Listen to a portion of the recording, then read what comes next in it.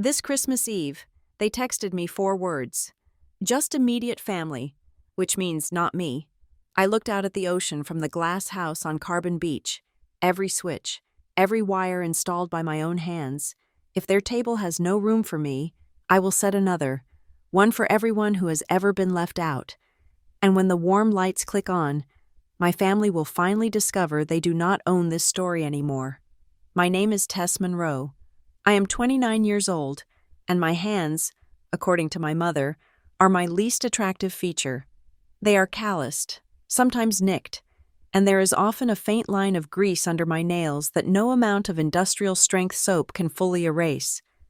My hands are also the reason I am standing in a $5.3 million house on Carbon Beach, watching the Pacific try to swallow the sky as the sun bleeds out.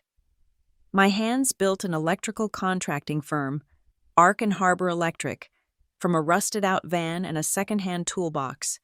My hands also just picked up a phone that was vibrating against the cold granite countertop. It was from my mother. The preview on the lock screen was 4 words. Christmas is immediate family. I swiped it open, already knowing the follow-up. There it was, sent 30 seconds later. Just Lena and her boyfriend this year. Want it cozy. We'll see you after New Year. My name is Tess Monroe, and this Christmas, I have been uninvited. I did not text back why. I did not text back what did I do. I did not call and scream. Years of this training, this subtle systematic exclusion, have taught me that questions are useless. They imply you think there is a logical answer. But the answer is never logical. It is political. My family's emotional landscape is a map of shifting alliances and carefully managed public relations. Arguing is like putting a screwdriver into a live socket. You will get a jolt, you will be thrown back, and the circuit will remain unchanged. So I typed 2 words, have fun. I sent it, the little blue bubble shot across the screen, a tiny missile of compliance. And then, I felt my heart. It was not breaking, it was revving. It was the sound I know better than my own name. The low, resonant hum of a high-capacity transformer under load, right before the rain starts. It is the sound of immense power being constrained, the sound right before something either functions perfectly or explodes spectacularly. My pulse was that hum. I looked around my house, the glass house, the agents called it. 3 walls of this main room are floor-to-ceiling glass. The 4th is a fireplace clad in dark, veined stone. I bought it as a shell, a wreck gutted by a previous owner who ran out of money. I did not just renovate it, I wired it. I am an electrician, a master electrician. This house is my resume. Every single light in this place, from the tiny amber LEDs embedded in the teak stairs to the massive, custom-blown glass chandelier that hangs over the dining area, answers to a panel I designed. Every outlet, every switch, every invisible wire running through the walls was pulled and connected by my hands. The smart system that controls the oceanside storm shutters, the heated floors, the security network, that is all me.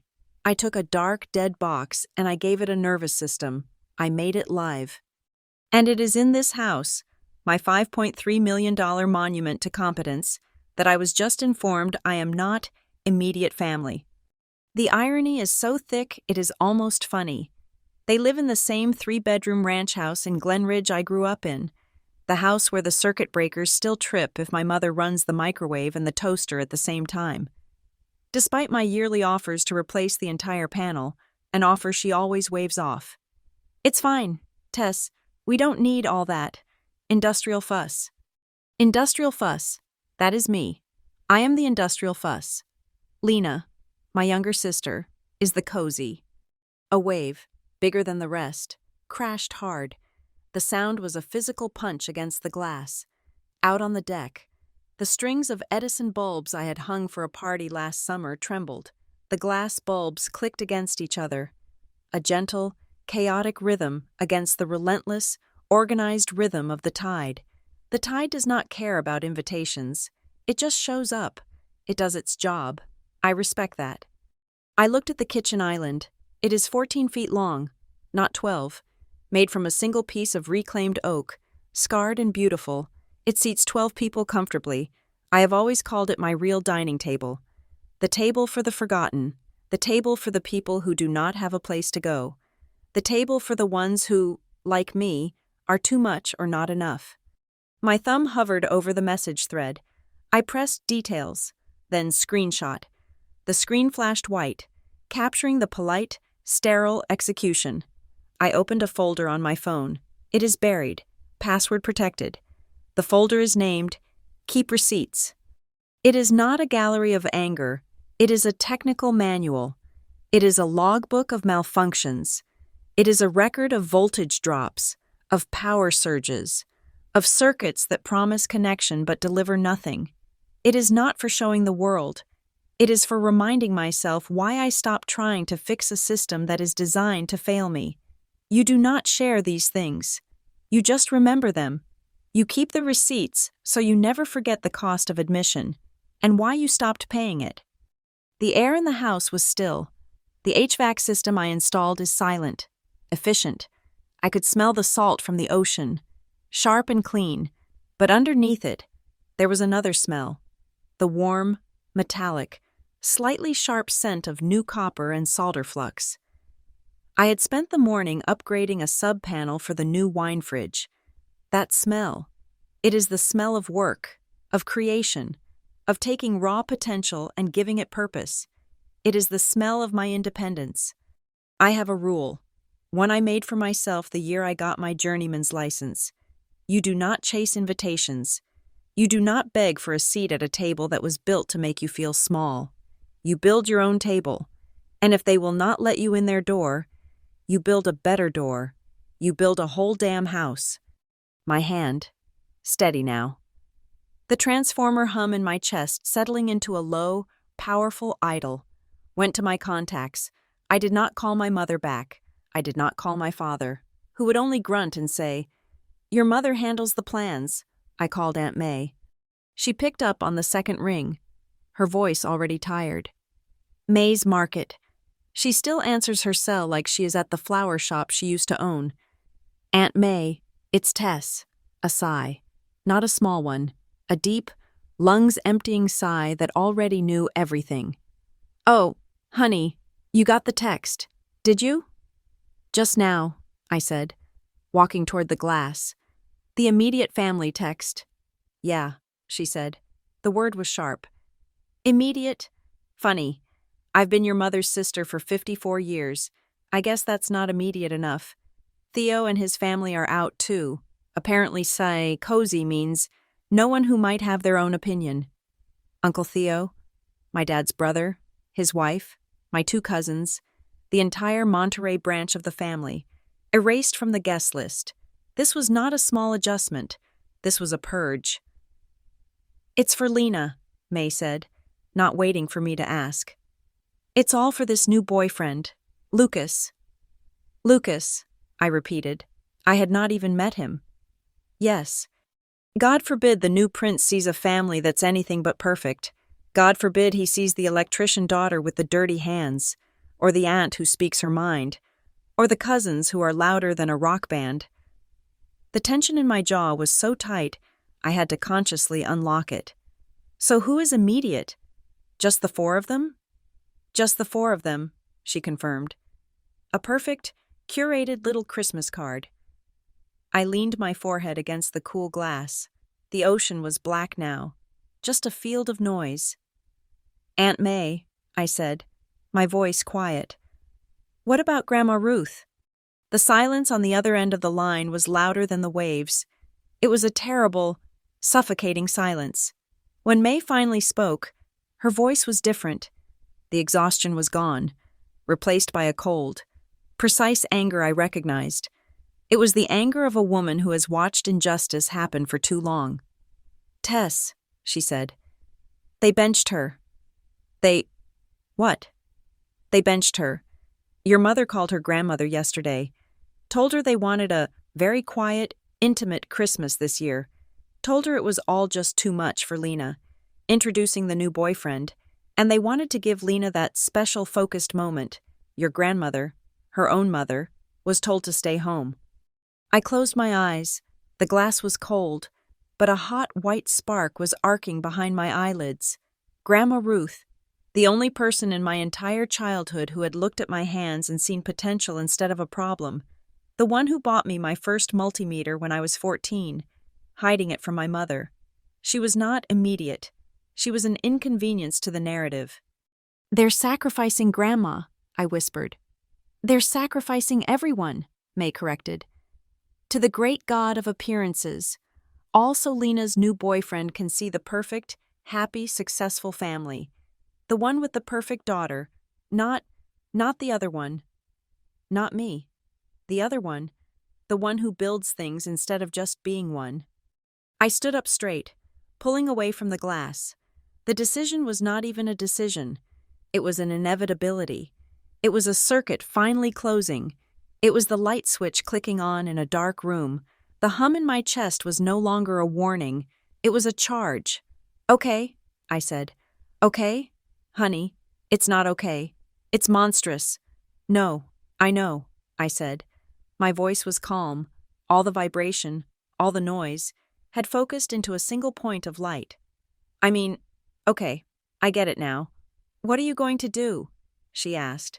I looked at the long, empty, beautiful oak table that sat parallel to the dark horizon. "They want immediate," I said, walking toward it, running my hand along the smooth, scarred wood. "They want cozy. They want to define the family." I picked up a stray coaster, turned it over in my hand. "Well, I'm an electrician, Aunt May. My job isn't to argue with the power source. My job is to build a new circuit." I looked at the 12 empty chairs. "I'm going to define immediate myself." The phone was silent in my hand, but my mind was loud. It was pulling me back, dragging me out of the glass house on the coast and dropping me into the flat, sprawling suburbs of Glen Ridge, Orange County, a place where the sun always shone on lawns that were uniformly green and cut to the same precise, respectable length. Our house was a single-story ranch, white paint, black shutters, a driveway scrubbed clean of any oil stains. It was a photograph. My parents spent their lives as its curators, dusting the frame, adjusting the lighting, making sure no one looked too closely at the pixels. Inside that house, the air smelled of lemon-scented polish and the faint, anxious chill of air conditioning running in 72-degree weather. And in that house, there was a scoreboard. It was not a physical thing, not a whiteboard hung in the kitchen. It was worse. It was invisible, and the rules changed daily. And everyone knew who was winning. The currency was not love. It was achievement. And my sister, Lena, was perpetually wealthy. Lena was the A student. Lena was the head cheerleader. Lena was the one who practiced her smile in the hallway mirror, the one who understood, innately, that her job was to be the centerpiece. She was my parents' masterpiece, their proudest project. She was easy to display. I was the kid who sat on the garage floor with Grandpa Walt, taking apart a broken radio. I did not want to know what it played. I wanted to know how. I wanted to see the green circuit board, the little colored resistors, the way the copper wire coiled. Grandpa Walt, my grandmother's husband, was a man who smelled like sawdust and motor oil. He understood. He would hand me a screwdriver and say, "Find the problem, Tess." My father did not understand. His attempts at connection were jokes that landed like small, hard stones. "Don't ask Tess to use a pen," he would tell his friends at barbecues, my mother forcing a tight smile beside him. "She'll try to rewire it. Just give the kid her pliers and stand back." Everyone would laugh. I would go back to the garage. The scoreboard became clearest at Christmas. Christmas in Glen Ridge was not a feeling. It was a performance. It was about the symmetrical tree, the coordinated wrapping paper, and the public unwrapping of gifts, which served as the year-end audit of our worth. The Christmas I was 14. I knew the audit was coming. Lena had been talking about a specific silver necklace from Tiffany's for a month. I had spent the last 6 weeks rebuilding the motor on Mr. Henderson's ancient lawnmower. He had paid me $50. I used it to buy a new soldering iron and a set of precision drivers. I did not ask for anything. That morning, the living room was bright, the air thick with the smell of pine and my mother's expensive perfume. Lena, of course, got the necklace. She cried the perfect camera-ready tears, hugging Mom and Dad. "It's exactly what I wanted. It's perfect." My turn. My gift was an envelope, not even a box. An envelope with my name. Tess, written in my mother's flawless cursive.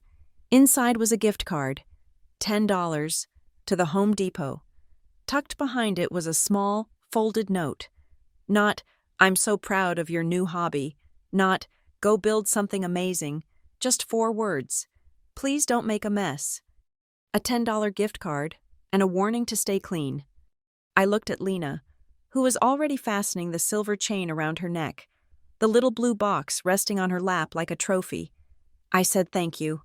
I folded the note and put it in my pocket, where I could feel its sharp corners.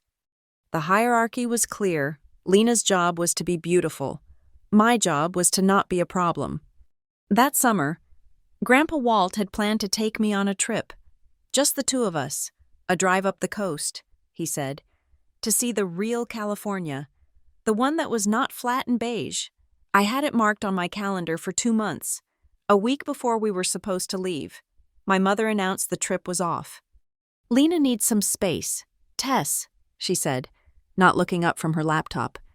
"She's got tryouts, and she's just very stressed. We need to keep the house quiet for her." "But it's not in the house. I'm going with Grandpa." "It's just too much activity," she said, her voice final. "We can't have you gone. We need to be here, as a family, to support your sister." Support was a one-way street in our house. It flowed from me to Lena. I went to the garage. Grandpa Walt was there, installing a new ceiling fan for my parents. He was up on a ladder, whistling, his old canvas tool belt slung low on his hips. I did not say anything. I just picked up the wire strippers and started prepping the leads. He worked for a few minutes. The only sounds, the scrape of the ladder, the snip of the tool. "She canceled it." "Huh?" he asked the ceiling. "Lena needs support," I recited, my voice flat. He stopped whistling. He carefully twisted a wire nut onto the connection, his large, scarred hands moving with surprising delicacy. He climbed down the ladder, wincing as his knee popped. He sat on the old workbench, next to a coffee can full of screws. He pointed at the bare plywood wall. "You know what that is?" "A wall, Grandpa." "It's a missed opportunity," he said. He picked up a pencil and drew a big, rough square on the wood. "You could put a window here. Let some light in." He looked at me, his eyes clear. "They like their house dark, Tessie. They like it quiet. They like the walls where they are. That's fine for them. But don't you let them make you small enough to fit." He tapped the workbench. "You're angry. Good. Don't throw that anger. Don't break things with it. Use it. That's just energy. Same as what's in that wire. It just needs a purpose." He looked back at his pencil-drawn square. "They canceled your beach trip, so one day, you go build your own coastline." The fan blades started to turn, a slow, silent wobble that picked up speed. A new, clean breeze stirred the dusty air in the garage. Every holiday after that was just a new verse of the same song.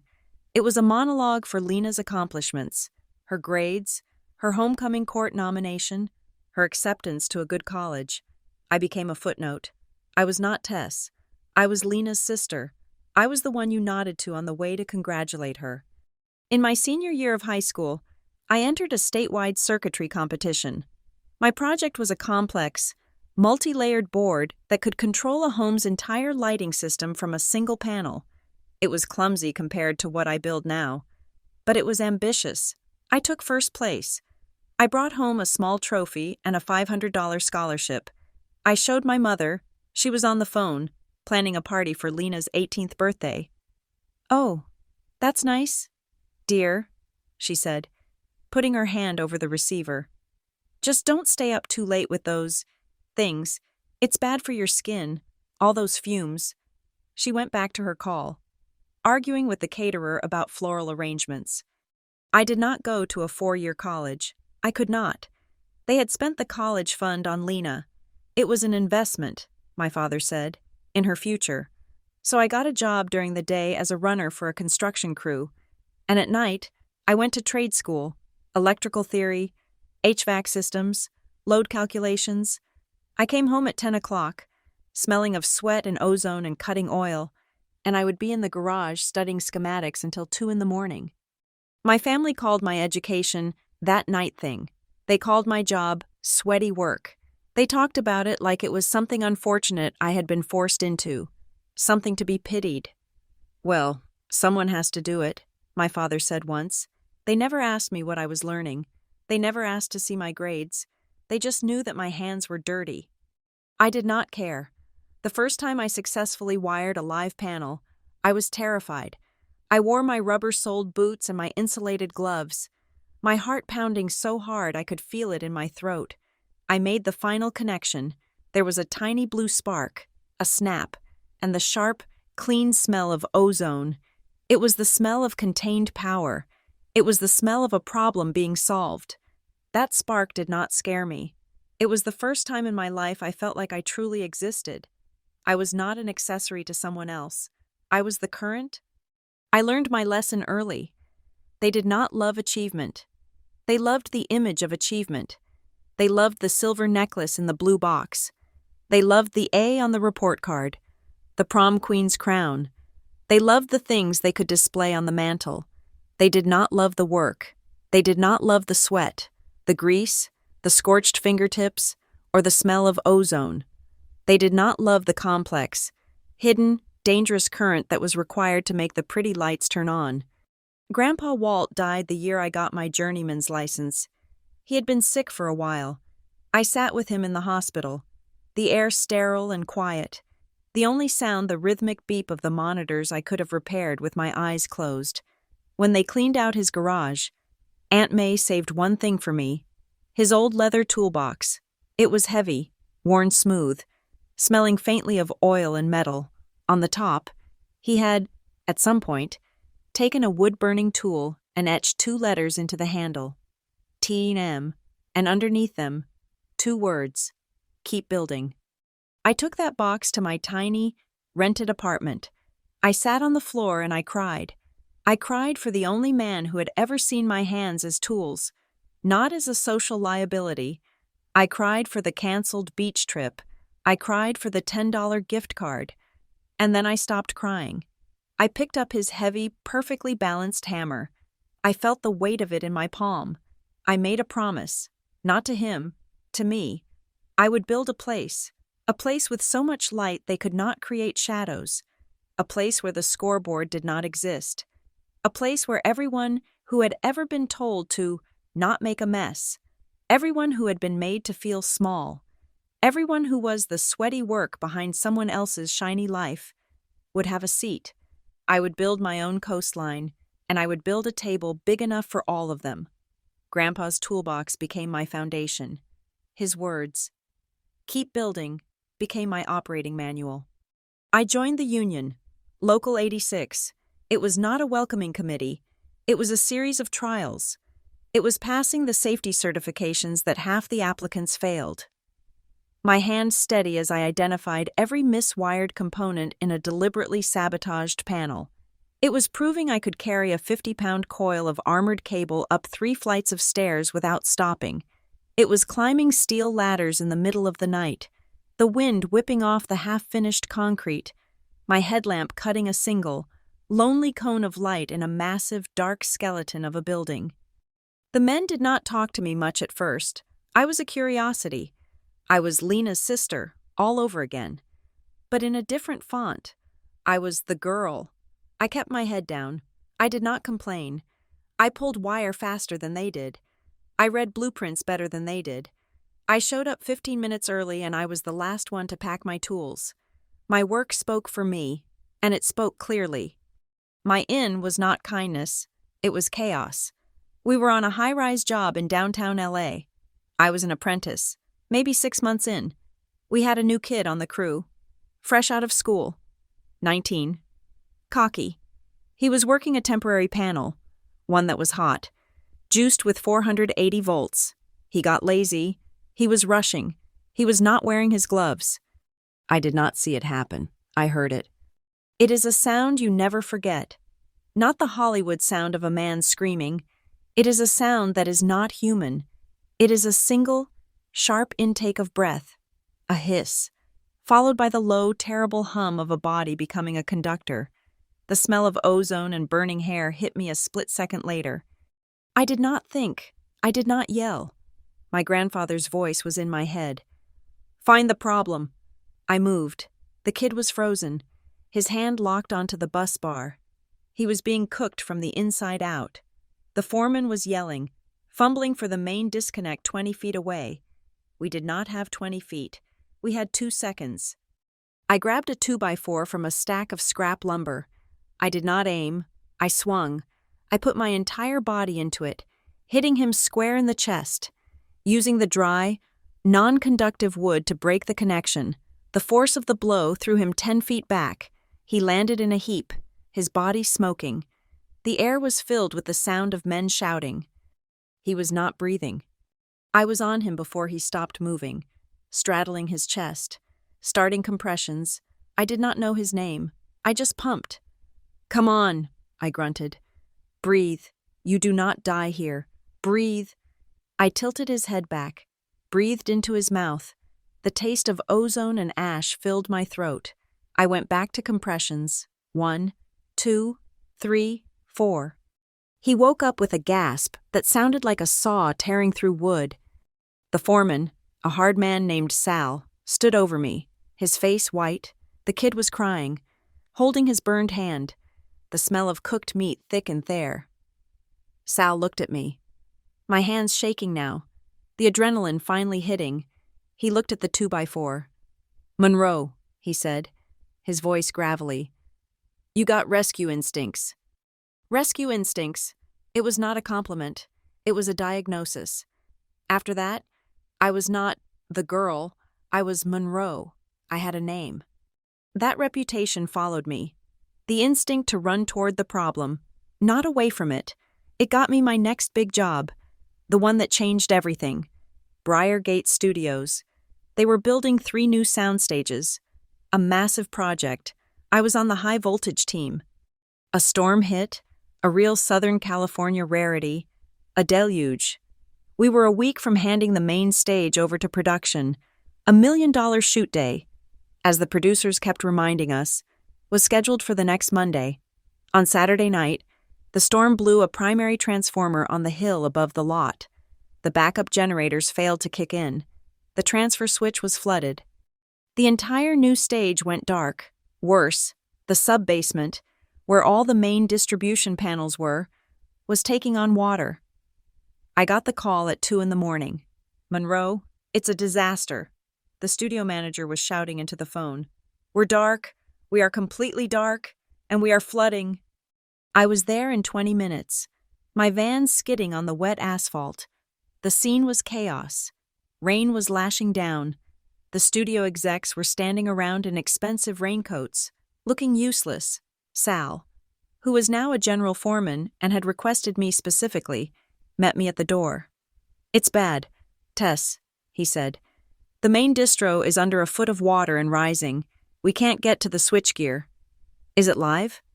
God, I hope not, but the feeds from the street might be. It's a mess. We can't fix the transformer in this rain, I said. We have to bypass it.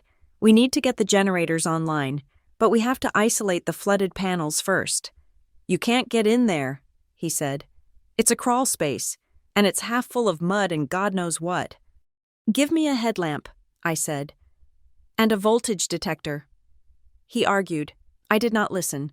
I put on my rubber waders, taped my gloves to my sleeves, and crawled into the dark. It was not a basement. It was a tomb. The water was icy, thick with mud. It smelled like wet dirt and copper. My headlamp cut through the black.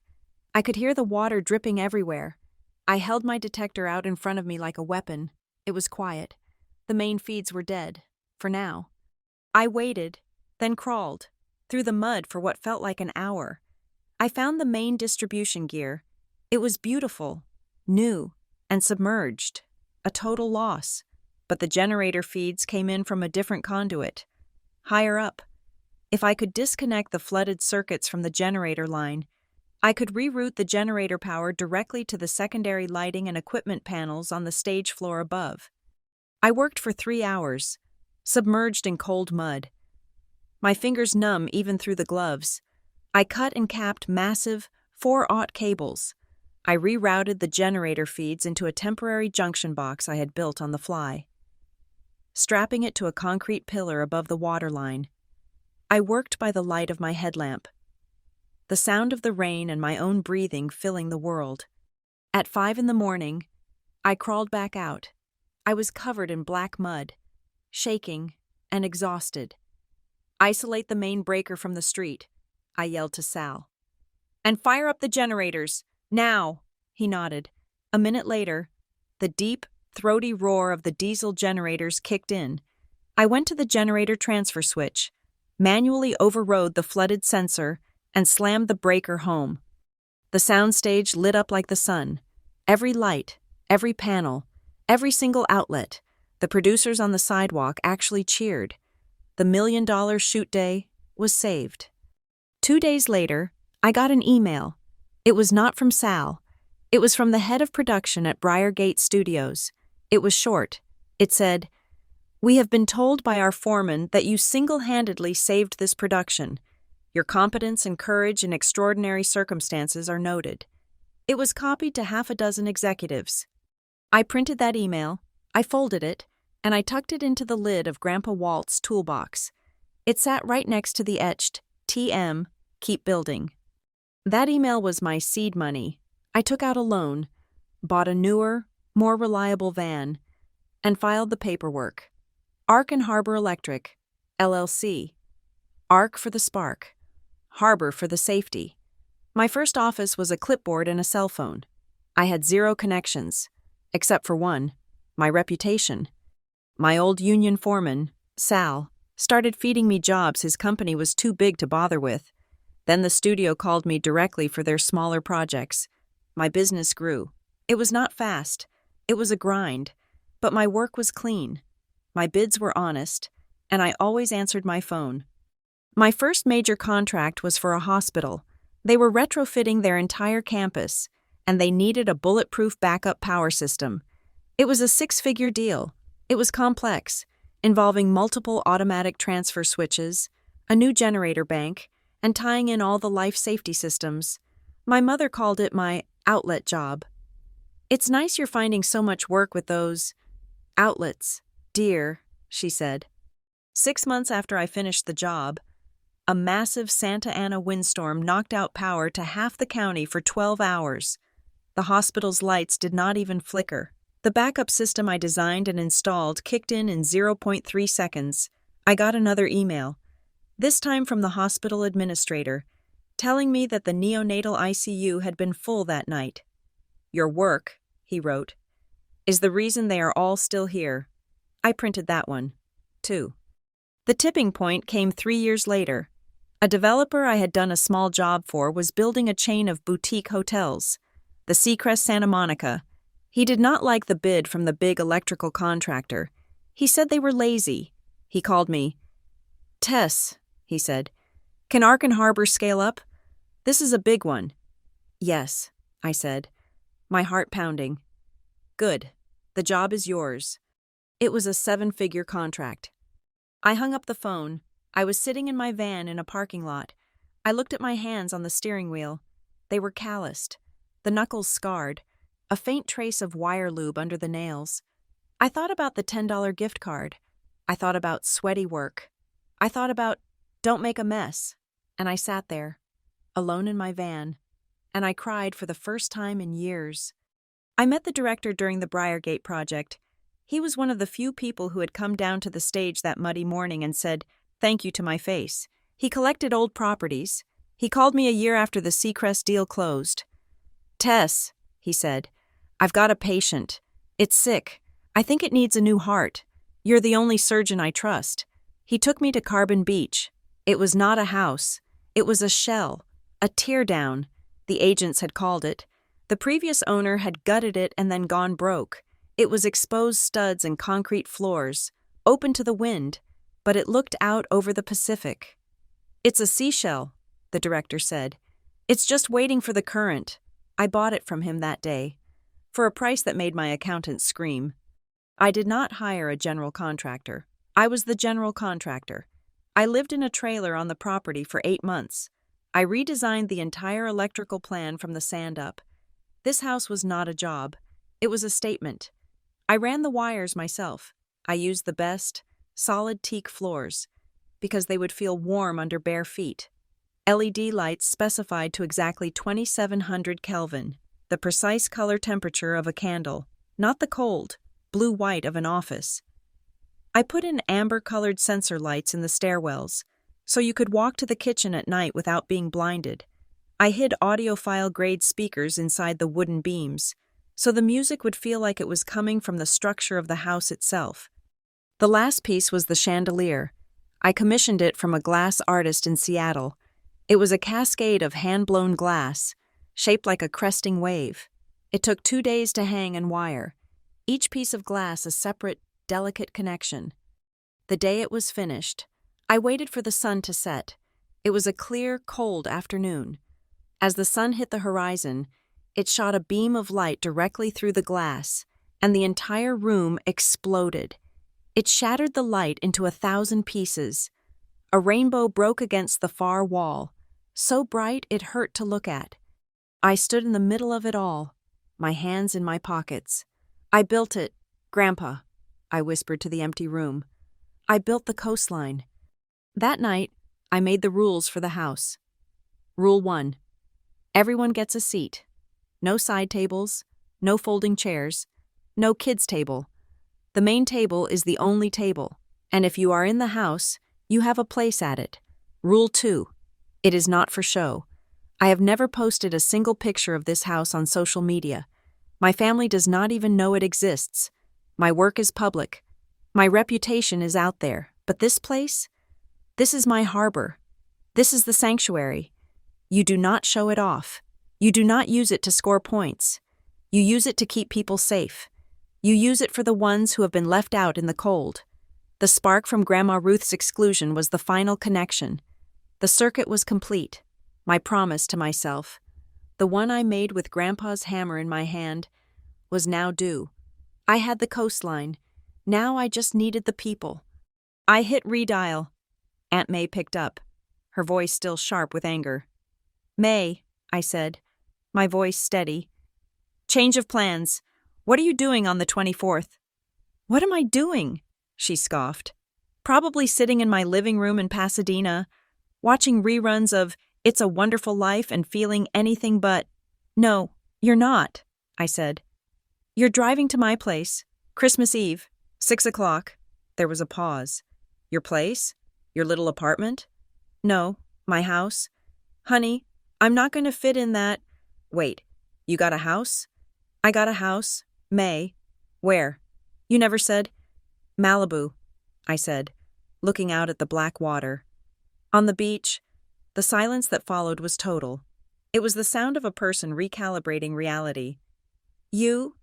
Tess, are you joking? Malibu? On the beach?" "Carbon Beach. I built it out. There's plenty of room. So you're coming, and you're staying the night. I have a guest suite with your name on it." My God. "Tessie, yes, of course, I'm coming." "What do I bring?"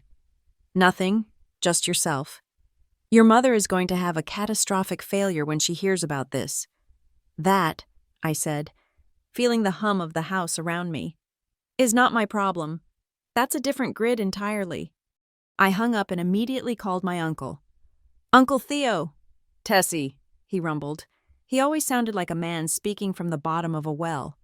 "Heard the news? We've been downgraded. Not immediate enough for the Glen Ridge Royals."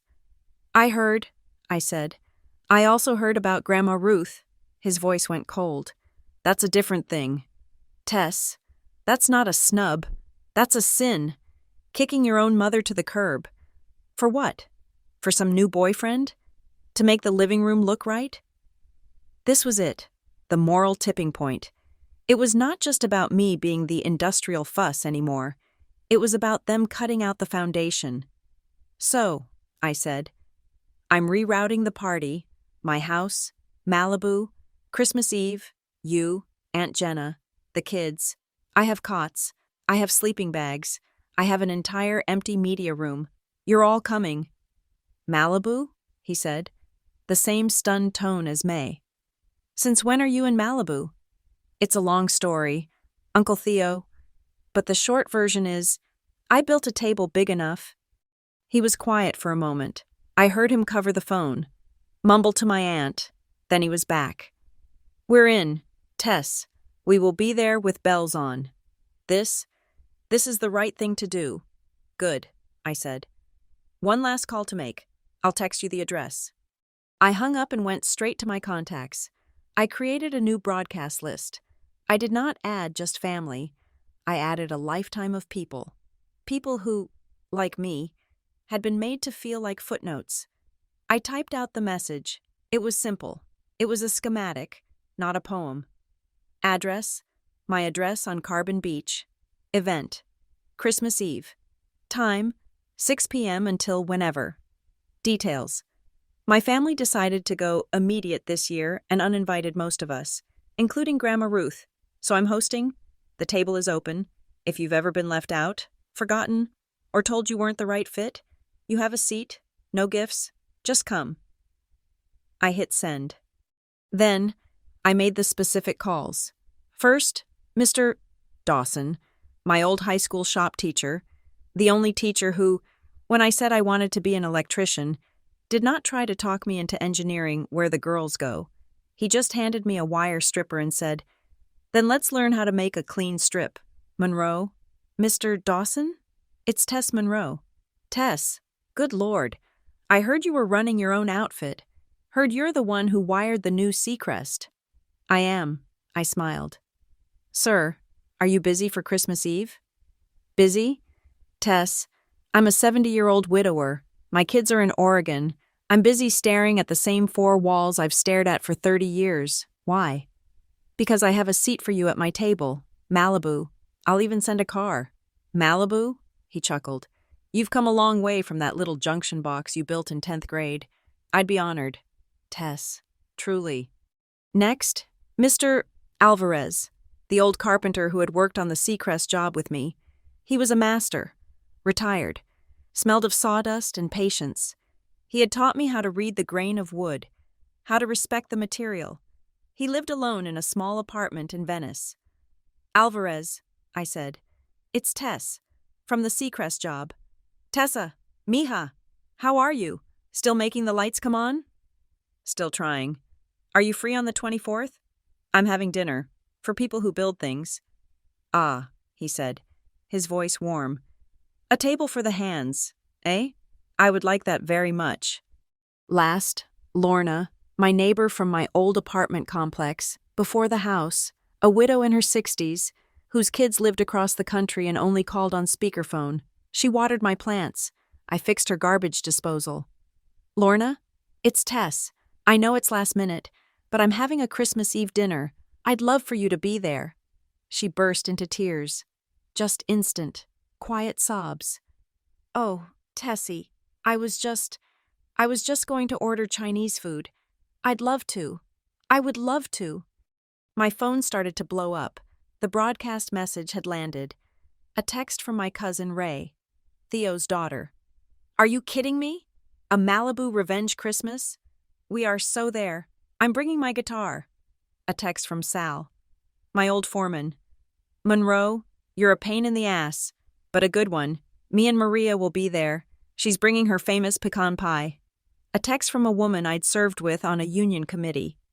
I haven't gone to a family thing in 10 years. It's all too much. But this I can do. Thank you. One after another, the forgotten, the sweaty work, the ones who were too loud, or too quiet, or too honest. I put my phone down and went to my office. I pulled out one of my old project ledgers, a thick, hardbound book with gridded paper, the kind I used for complex wiring diagrams and load calculations. I opened it to a clean page. This was just another project, the most important one. I drew a floor plan of the house. I assigned bedrooms, May in the first guest suite, Grandma Ruth in the second, the one on the ground floor with no stairs, Theo and Jenna in the third. I sketched out where the air mattresses and cots would go in the media room for their kids. I started a new page.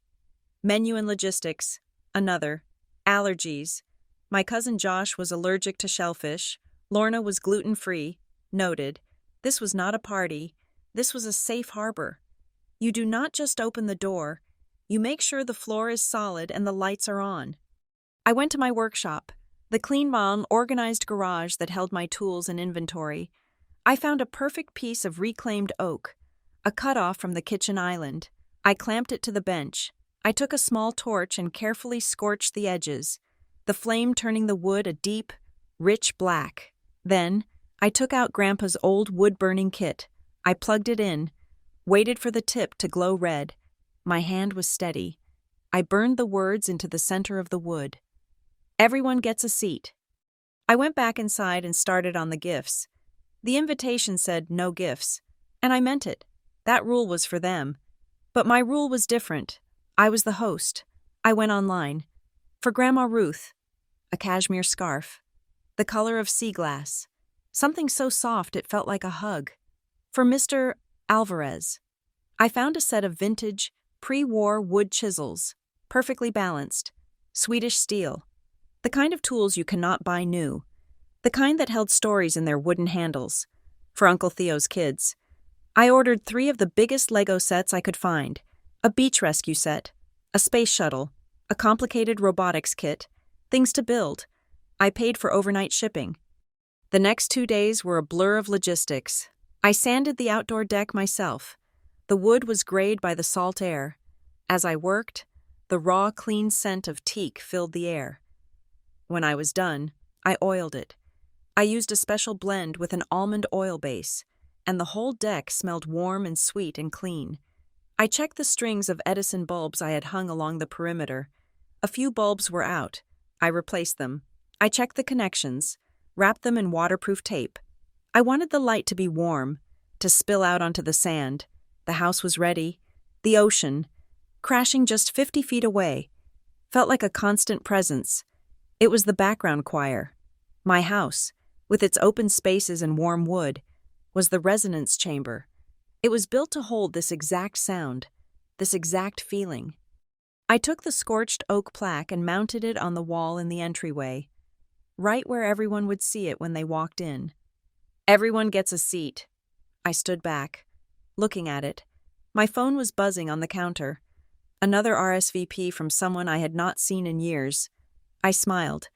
My mother and father were building a small, perfect, curated stage for an audience of one. They were focused on the image. I was focused on the current. I was setting a different kind of table. A table that did not compete for credit.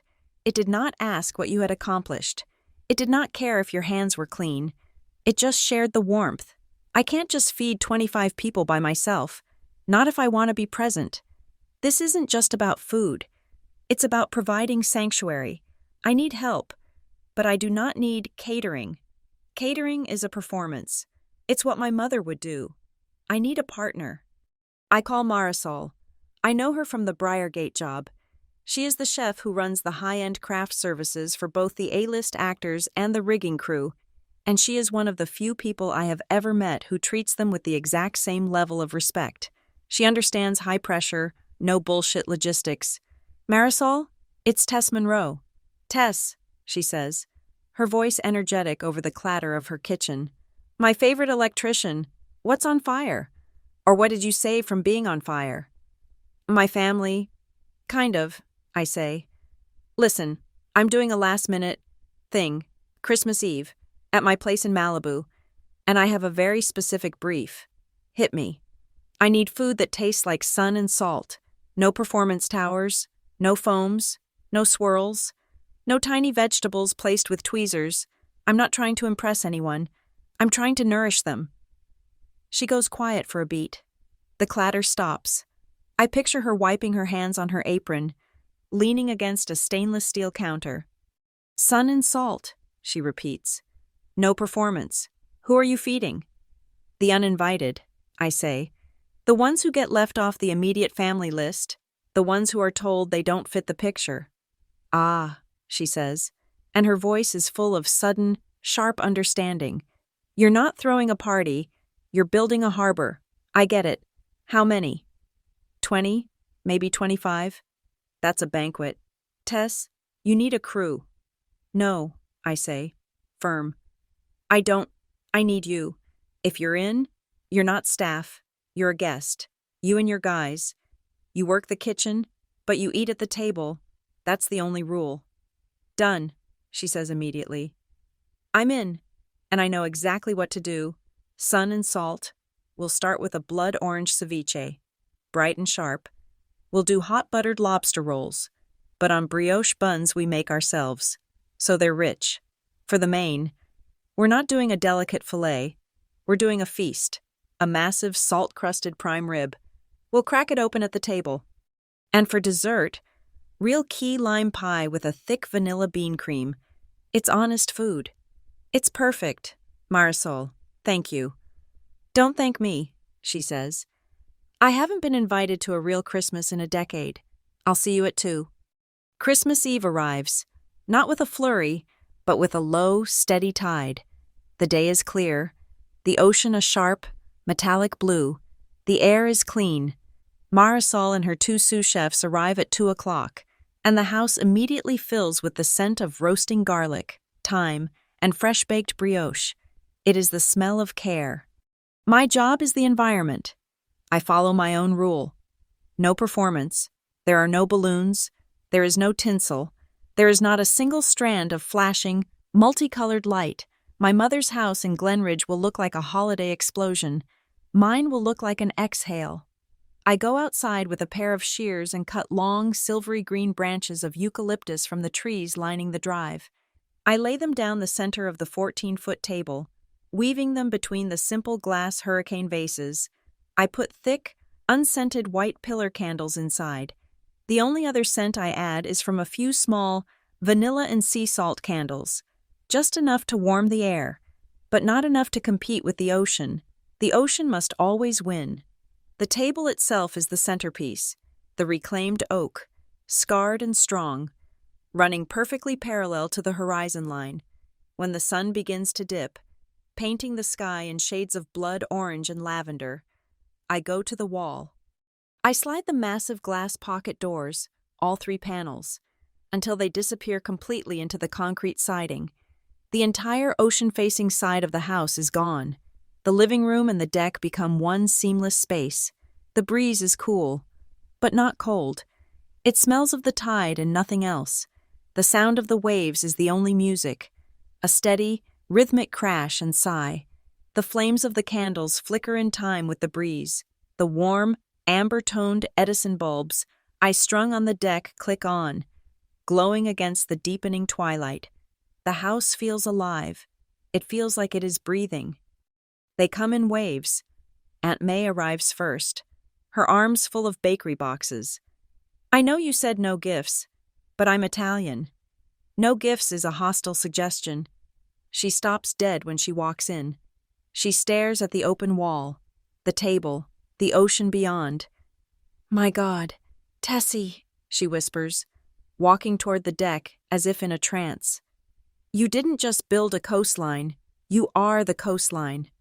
Uncle Theo and his family tumble in next, his kids' eyes wide. This is your house? My 12-year-old cousin Josh asks, his voice full of awe. He immediately spots the Lego robotics kit I left for him and is gone. Mr. Dawson, my old shop teacher, arrives holding a good bottle of bourbon. He's dressed in a tweed jacket. He looks around, his eyes missing nothing.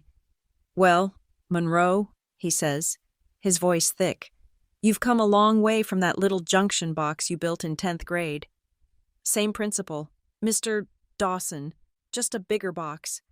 Mr. Alvarez, the carpenter, arrives with Lorna, the widow from my old apartment. He is wearing an old, perfectly pressed suit. His eyes, the eyes of a master craftsman, scan the room. He looks at the exposed beams, the seamless joints of the floor, the heavy oak table.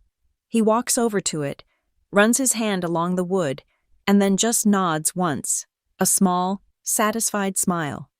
"This is good wood," he says. "This is an honest table." It is the highest compliment I have ever received. The last to arrive is Grandma Ruth. Aunt May drove back to Pasadena to get her. She walks in slowly, leaning on her cane. She looks small, frail. Her eyes scan the room, the crowd of people laughing, the deck, the sea. Her face is a mask of polite confusion. She is trying to square the girl who rebuilt lawnmower engines with this. I walk over to her, past the laughter, past the noise. "Hi, Grandma. I'm so glad you're here." She looks at me, her eyes sharp. "Tess, you have done well." "I just built a place with enough chairs, Grandma," I say, taking her arm. "Your seat is right here." I have arranged the seating carefully. It is a schematic of connection. I put Mr. Alvarez next to my cousin Josh, the carpenter next to the builder. I put Lorna next to Aunt May, knowing they would bond over their shared disdain for fussy people. I place Grandma Ruth at the end of the table opposite me, the seat of honor. A young woman from my union committee, the one who'd texted me, has brought her girlfriend. Her girlfriend is shy and carrying a violin case. "Is it okay?" she asks me quietly. She plays, "We thought, maybe." "It's more than okay," I say. "It's perfect. We are all at the table. It is loud. It is joyful. Marisol and her team, aprons off, are sitting with us, passing the platters. The salt-crusted prime rib is cracked open, revealing a perfect, juicy pink. The lobster rolls are disappearing. The sound of conversation and laughter is louder than the waves. In the middle of it, the young woman with the violin stands up. She walks to the edge of the deck, silhouetted against the last purple light of the sky. She does not play a booming concert. She just plays, an acoustic, haunting version of "Have Yourself a Merry Little Christmas." The notes are clear, sweet, and hang in the salty air. The conversation dies down, not because it was shushed, but because it was captivated. There is only the sound of the violin and the ocean. No one is performing. Everyone is just present. When she finishes, there is a moment of pure, perfect silence, then applause, warm and real. I am standing at the head of the table. My heart is that transformer hum again. But this time it is not anxiety, it is capacity. It is a system running at full, steady power. Everyone is looking at me, waiting for the speech, the performance, the justification for all this. I look down the long, scarred table. I see Mr. Dawson. I see Lorna, her eyes wet, talking to Aunt May. I see Mr. Alvarez. He is not eating. He is holding the small, velvet-lined box with the vintage chisels I gave him. He just holds it, turning one of the smooth, dark wooden handles over and over in his palm, like a holy relic. I look at Grandma Ruth. Her face is still, watchful. I raise my glass. I wait for the room to quiet. "I just have 4 words," I say. My voice is steady. It carries over the surf. "Thank you for coming. That is all." Aunt May bursts into tears, a loud, happy sob. Uncle Theo bellows, "To Tess!" But I am only watching my grandmother. As the toast happens, a slow smile spreads across her face. It is not her polite, social smile. It is not the one she uses for church or for my mother's photographs. It is a full, bright, unguarded smile of pure, unadulterated joy.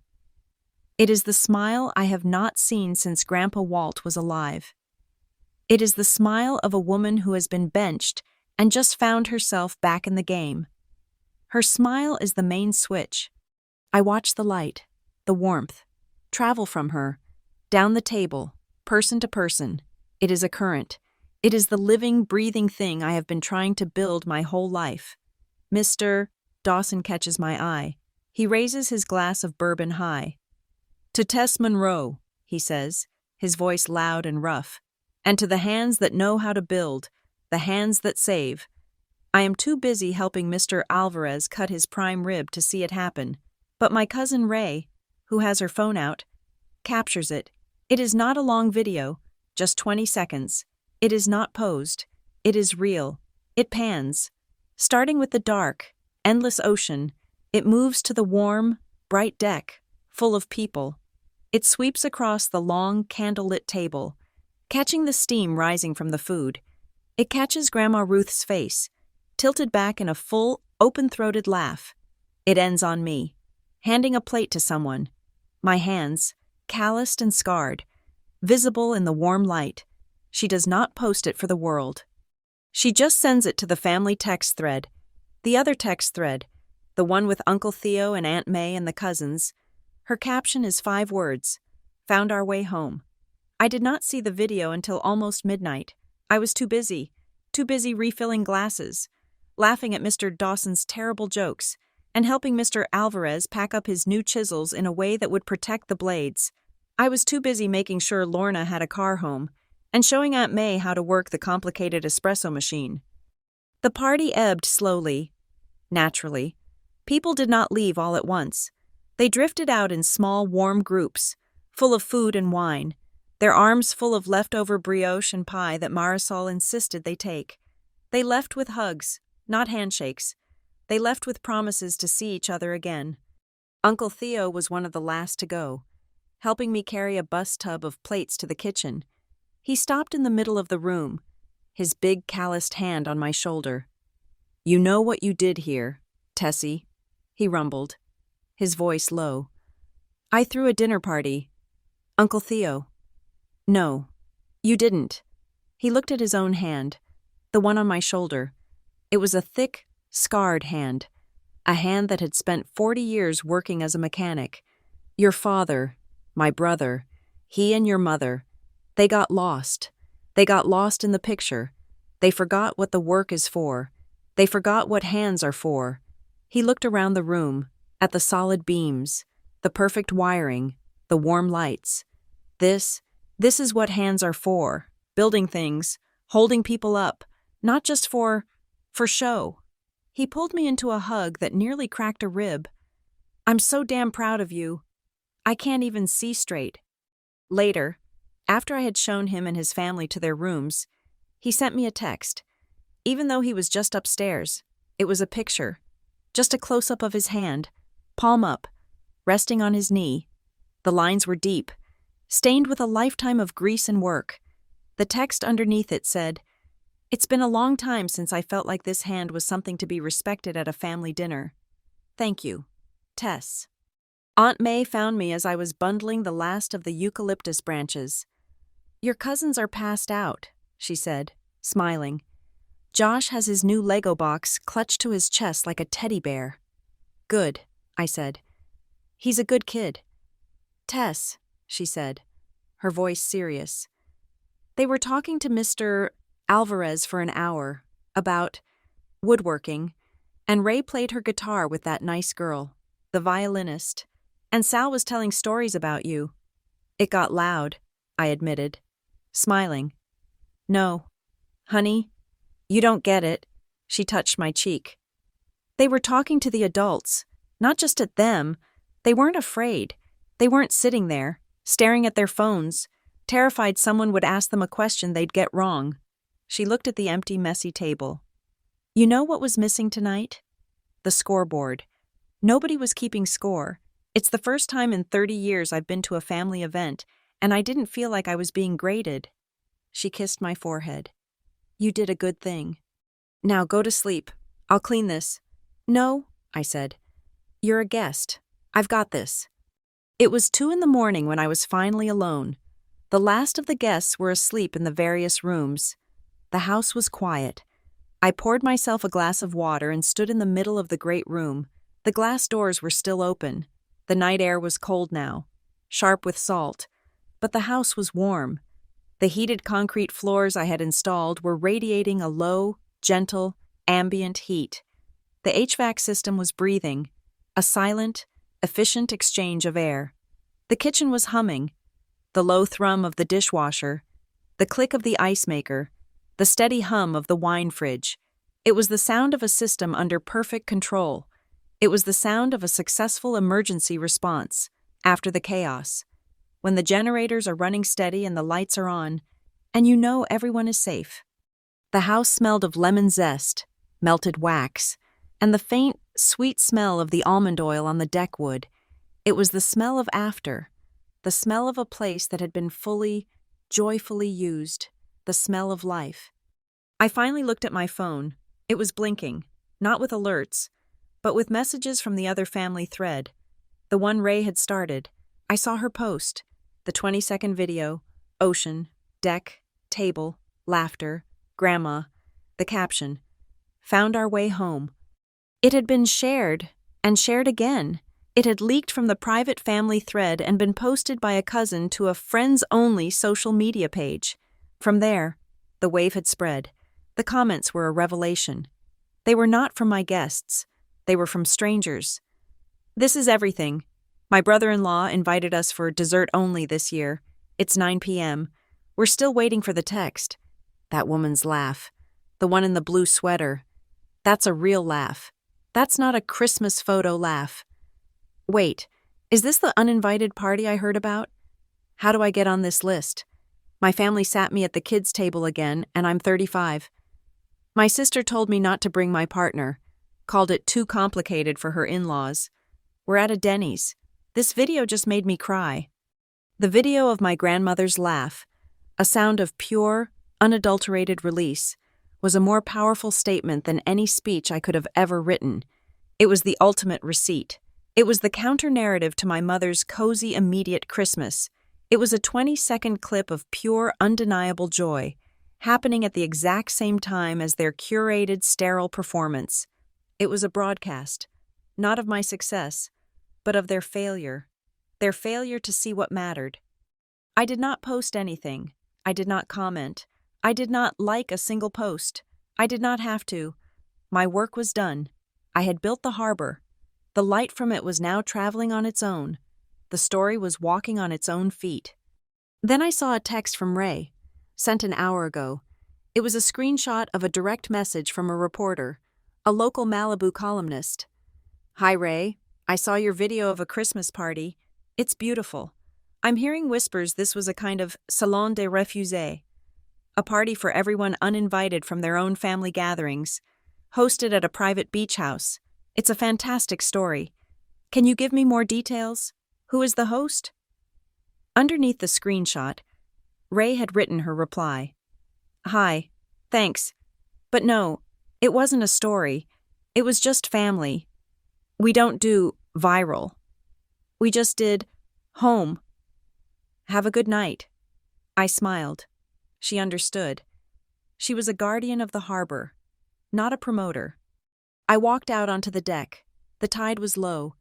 The waves were a gentle, glassy hiss, a long way out. The footprints from the party, the dozens of tracks in the wet sand, were already gone, smoothed over by the ocean's cleanup crew. But the memory of the night was not gone. It was imprinted on the warm wood of the table I was wiping down. It was in the glasses in the dishwasher. It was in the faint smell of wax. Lorna. I had almost forgotten. As she was leaving, she had pulled me aside, her eyes red. She did not say much. She just squeezed my hand. "My Frank," she had whispered. "He's been gone 3 years. This is the first Christmas I haven't been alone. You gave him a seat." I had not. Not explicitly. I had just seen her looking at the empty chair beside her, and I had quietly placed one of the olive sprigs from the centerpiece on the empty charger plate, a small, silent gesture, an acknowledgement that the empty seat was not empty. It was full of memory. "Everyone gets a seat, Lorna," I had told her. She just nodded, unable to speak, and got in her car. Now, standing on the deck, I looked back at the house, my glass box, full of warm, amber light. The California night was perfectly, unusually still. There was no wind. The Edison bulbs hung motionless. The only sound was the distant, rhythmic breathing of the ocean, and the quiet, steady heartbeat of the house, the hum of the circuits, the pulse of the systems I had built. Everything was stable. Everything was warm. Everything was working exactly as I had designed it to. I woke up to the smell of coffee. Not my coffee, but the rich, chicory-laced kind that Grandma Ruth always brewed. The house was quiet. The sun was streaming through the glass, throwing that rainbow from the chandelier across the far wall. It was Christmas morning. It was peaceful. Aunt May and Uncle Theo were taking their kids for a walk on the beach. The house felt settled, breathing in the aftermath of the party. I walked into the kitchen, and Grandma Ruth was sitting at the oak table. The one I'd built for. She was just sitting. She was holding a white porcelain mug in both hands, looking out at the ocean. "Morning, Grandma," I said, pouring my own cup. "Good morning, Tessie," she said. She did not turn around. "This is a good house. It has a strong heart." "I gave it a good electrical system," I said, smiling. "That's what I said," she replied, her eyes twinkling as she finally looked at me. "A strong heart." I sat across from her. We drank our coffee in silence for 5 minutes. It was the most comfortable family silence I had ever experienced. There was no scoreboard. There was no agenda. There was just the sound of the waves and the smell of coffee. And then my phone, which I had left charging on the counter, began to vibrate. It was not a single call. It was a barrage, a rapid-fire assault of notifications that made the phone rattle against the granite. I did not move. Neither did Ruth. We just watched it. It buzzed, paused, buzzed again, and again. Finally, it stopped. The screen was lit up. 6 missed calls from Mother, 4 missed calls from Father, a string of text messages. I picked it up, my hand steady. I opened the texts first. The top one was from Lena. It was exactly what I expected. "Cheap stunt. Tess. Really cheap. You finally got everyone to look at you. Hope you enjoyed the show. You've really hurt Mom." I read it out loud. Grandma Ruth just took another slow sip of her tea. Her hand was as steady as a cable clamp. "She's predictable," Grandma said. "It's her only defining characteristic." "And angry," I said. "I stole her spotlight." "You didn't steal it, Tessie. You just built a brighter one, and you built it somewhere else. They don't know how to compete with that." The phone started ringing again. Mother was flashing on the screen. I looked at Grandma. She looked at me. "You should answer it," she said. "The hum of an unbalanced circuit is a terrible thing to listen to. It's time to ground the line." I pressed accept, and then I pressed speaker. I set the phone on the table between us. "Tess?" My mother's voice was sharp, high-pitched, and vibrating with a frequency of pure, controlled rage. "Hi, Mom. Merry Christmas. Do not you dare say that to me." I waited. I did not ask. "Say what?" I just waited. "What have you done?" she finally hissed. "What in God's name did you do?" "I had a Christmas Eve dinner," I said calmly, "with the family. You, she was sputtering. A sound I knew well. It was the sound of her narrative failing, of the script pages scattering. "You embarrassed me. You embarrassed this entire family." "How?" I asked. One word. How? My phone has not stopped. The pastor called me. At 7:30 this morning. On Christmas. He saw a video. He saw a party. He saw your grandmother. He said, 'It's so wonderful you're all having such a joyful time.' He thought it was my house. He thought we were there." The crime was not the joy. The crime was that the joy had been misattributed, and she had not been there to take credit for it. "I'm confused. Mom," I said, my voice level. "You're the one who texted me. You said you wanted a small Christmas, just immediate family, so I did the same. I invited my immediate family, the people I feel immediately close to, Aunt May, Uncle Theo, Grandma, you." "That is not what I meant, and you know it." "What did you mean? Mom? What did just Lena and her boyfriend mean? If not Tess, you are not invited." There was a muffled sound. My father's voice. He had taken the phone. "Tess, His voice was low, the disappointed patriarch tone he used when one of us had dented the car. This isn't about invitations. You know that. This is about respect. This is about narrative. Narrative, I repeated. The word tasted like ash. Yes, your mother and I have spent our entire lives building a reputation, a story, a family that is successful, that is put together, and in one night, with one tacky, spiteful little party, you made us look like fools. You lost us control of the narrative. You held a what, Dad? I pushed. A revenge party? Is that what you think this was?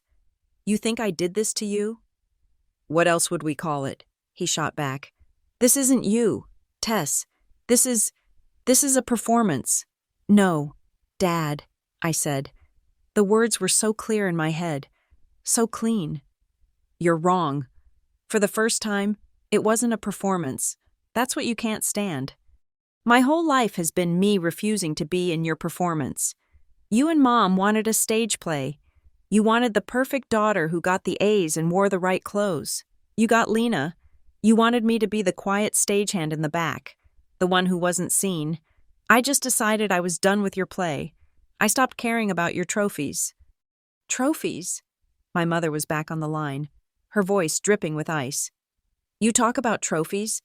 What is this, then, Tess? This house? This Malibu story? You think we don't know what you're doing? You think we don't see it? You're just showing off. You're throwing your money around to buy a new family because you were never happy with the one you had. The air went still. Grandma Ruth's hand, which had been resting on her mug, pulled back. I looked at the phone. This was the circuit. This was the core malfunction. A house, I said. My voice was very, very quiet. You think I'm showing off with this house? Of course! A $5 million house on the beach, she shrieked. Where did you even get? It's just to make us look small. I built this house, I said, and my voice was flat, hard, and non-negotiable. I didn't just get it. Every wire, every switch, every single light you saw in that video was designed and installed by me. This house exists because of the same hands you used to tell me to hide at the dinner table. The same sweaty work you told me was unladylike. The same hands you said were always dirty. I leaned in. You're right. I did build it. I built it to be a place where competence matters more than appearance. And you're right. I am showing it off. Not to you, but to them. To everyone you and your scoreboard ever tried to make feel small. The silence on the other end was heavy. I had said the unsayable. I had taken their subtext and made it text. And then, a new voice entered the space. It was my grandmother. She did not speak to the phone. She spoke to me, but her voice was loud enough to be carried. Tessie, she said, her voice calm, clear, and cold as a steel rail in winter. Your mother has a weak memory. Let me remind her. I could hear my mother's breath hitch on the speaker. Ruth, are you there? Are you a part of this ambush? I am sitting at my granddaughter's table, Ruth said, her voice cutting through the static. In her beautiful, honest house, and I am listening to you. I am listening to you. Lisa, and I am listening to you. Tom, and I am ashamed. Ashamed? My father boomed. Ashamed of us? I am ashamed, my grandmother said, and her voice was like a hammer striking an anvil. That you have learned nothing. You talk about narratives. Let me tell you a narrative. She set her teacup down. The click of the porcelain on the oak was the only sound in the room. It was as loud as a gunshot. I remember the narrative, she began, of Christmas when Tess was 14, when Lena received a silver necklace for being pretty, and Tess received a $10 gift card and a note that said, "Don't make a mess." I remember the narrative of the summer you canceled her trip with Walt, the only time he ever asked to have with her, canceled, because Lena was stressed and needed support. I remember you, Lisa, calling her work outlet jobs. I remember you, Tom, calling her hands dirty. and her trade sweaty. You were so afraid of the grease, so afraid of the sweat, because it was real. It wasn't a picture. It was work. You stood in your perfect, curated house, and you were terrified that the world would see the daughter who was not a trophy, but a tool, the one who could actually fix things. You diminished her. You belittled her. You tried to make her small, again and again and again, because her light was too bright, and it wasn't a light you could control. She paused. I could hear my mother trying to interrupt. "Mother, that is not... We were only..." "Be silent, Lisa," Ruth commanded, and my mother, for the first time in my life, was... "You benched me," Ruth continued, her voice a low, dangerous rumble. "Your own mother. You told me to stay home, to make space for a boy you needed to impress. You, my daughter, traded me for an image. You traded your own daughter for an image. You have spent your whole life polishing the silver and letting the foundation rot. And Tess? Tess just did what Walt taught her. She just kept building." Grandma Ruth leaned toward the phone. "So let me tell you both something," she said, her voice final. "You can keep your soulless degrees and your photo op holidays. There is more honor in one of Tess's hands, stained with copper and grease, than in your entire, empty, perfect house." The silence that followed was not a pause. It was a vacuum. It was the sound of a main breaker being thrown, cutting power to an entire district. It was not the silence of strategy. It was the silence of a direct hit. The sound of people who have been so completely, accurately, and publicly defined that they have no script left to read from. I could hear someone breathing on the other end, a shaky, ragged breath. It might have been my mother. I picked up the phone. My hand was not shaking. "The table here has room for you, Mom, Dad," I said, my voice quiet again. "It has seats for everyone, but you can't sit here until you learn to listen. You can't sit here until you're willing to see the people who are already here." I waited. Nothing. Just the sound of that ragged breathing. "Merry Christmas, Mom," I said, and I ended the call. I looked at my grandmother. She was already picking up her teacup. Her hand was still perfectly steady. "Well," she said, taking a sip, "that's that." The house was quiet again. The phone was dark. A gap had been created.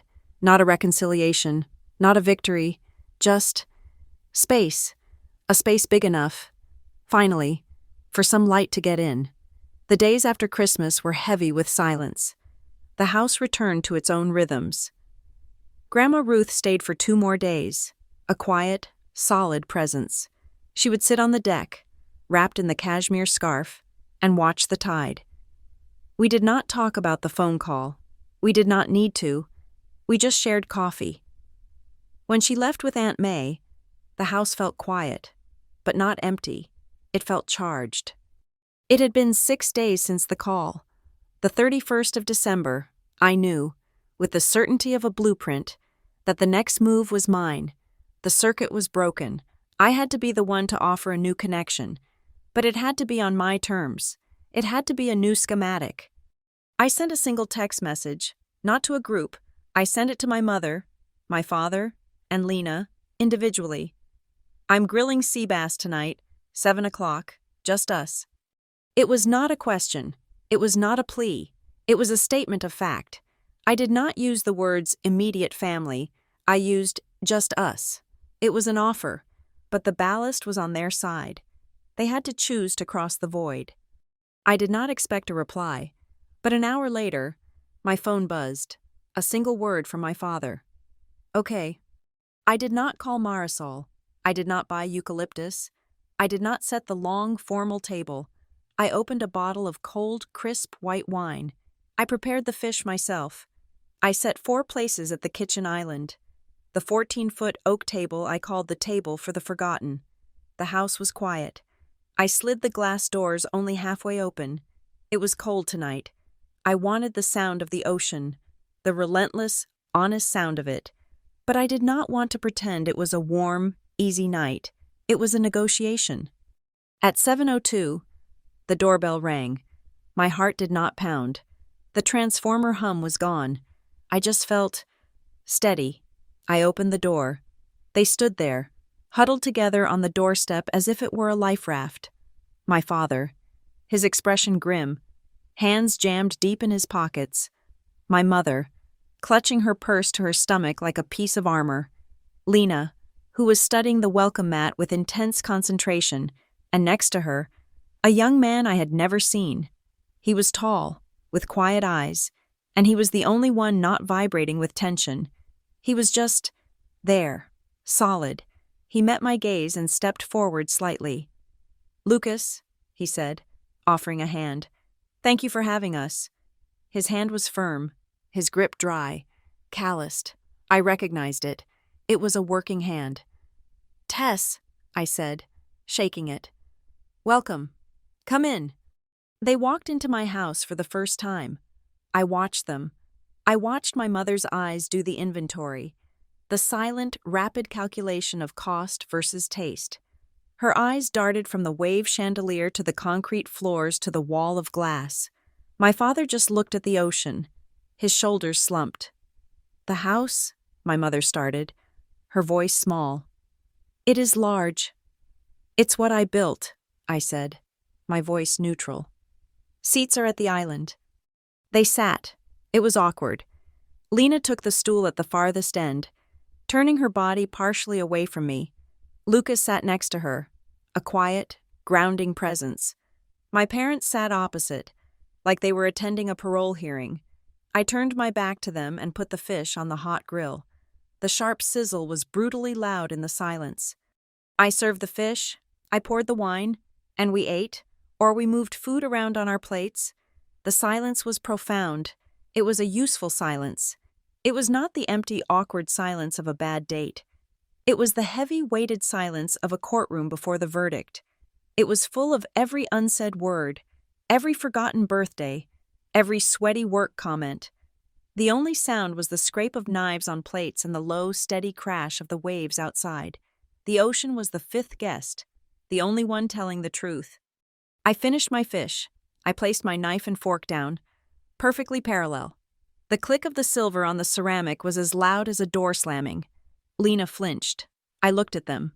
My father, studying his wine glass. My mother, moving a piece of asparagus back and forth. Lena, staring at her own reflection in the dark glass of the oven. "We have never talked," I said. My voice was not loud, but it landed like a hammer. My father looked up, wary. "Tess, tonight is not the time for—" "We have never talked," I repeated, cutting him off, my voice harder. "You have talked at me. You have issued press releases. You have given performance reviews. You have sent invitations, and you have sent uninvitations. But we have never, not once, actually talked." I looked at my mother. "I remember my 16th birthday. You and Dad took Lena on a 2-week college tour of the Pacific Northwest. You forgot it, both of you. A week later, a floral arrangement showed up. I was already at my night class for residential wiring." My mother's face went pale. "We were so busy. Tess, Lena's future. It was a critical time." "I remember," I continued, my voice flat, like I was reading a punch list. "Every Christmas card photo, the one where you told me to stand in the back, because my work uniform was not festive, even though Lena was front and center in her cheerleading outfit, that, you said, was school spirit. Mine was just ugly." "It was, Tess," she whispered, her defense reflexive. "It was blue. It clashed." "It was my job, Mom. It was my future, and you called it ugly." I looked at my father. "You told me you thought I didn't need it." He finally met my gaze. He let out a long, slow, shuddering breath. It was the sound of a levee breaking. "You were strong," he said, his voice rough. "You were always so capable. You were like your grandfather. You never asked for anything. You just figured it out. You handled it. Lena always needed the encouragement. She was fragile. I thought you knew we were proud. I thought you were tough enough not to need the fuss." It was the most honest, pathetic, real thing he had ever said to me, a confession wrapped in a crippling accusation. "So you punished me for being strong," I said. "You saw me as a finished circuit, and you saw Lena as a broken one. So you sent all the power her way, all the attention, all the support, and you left me in the dark because you assumed my lights would just stay on."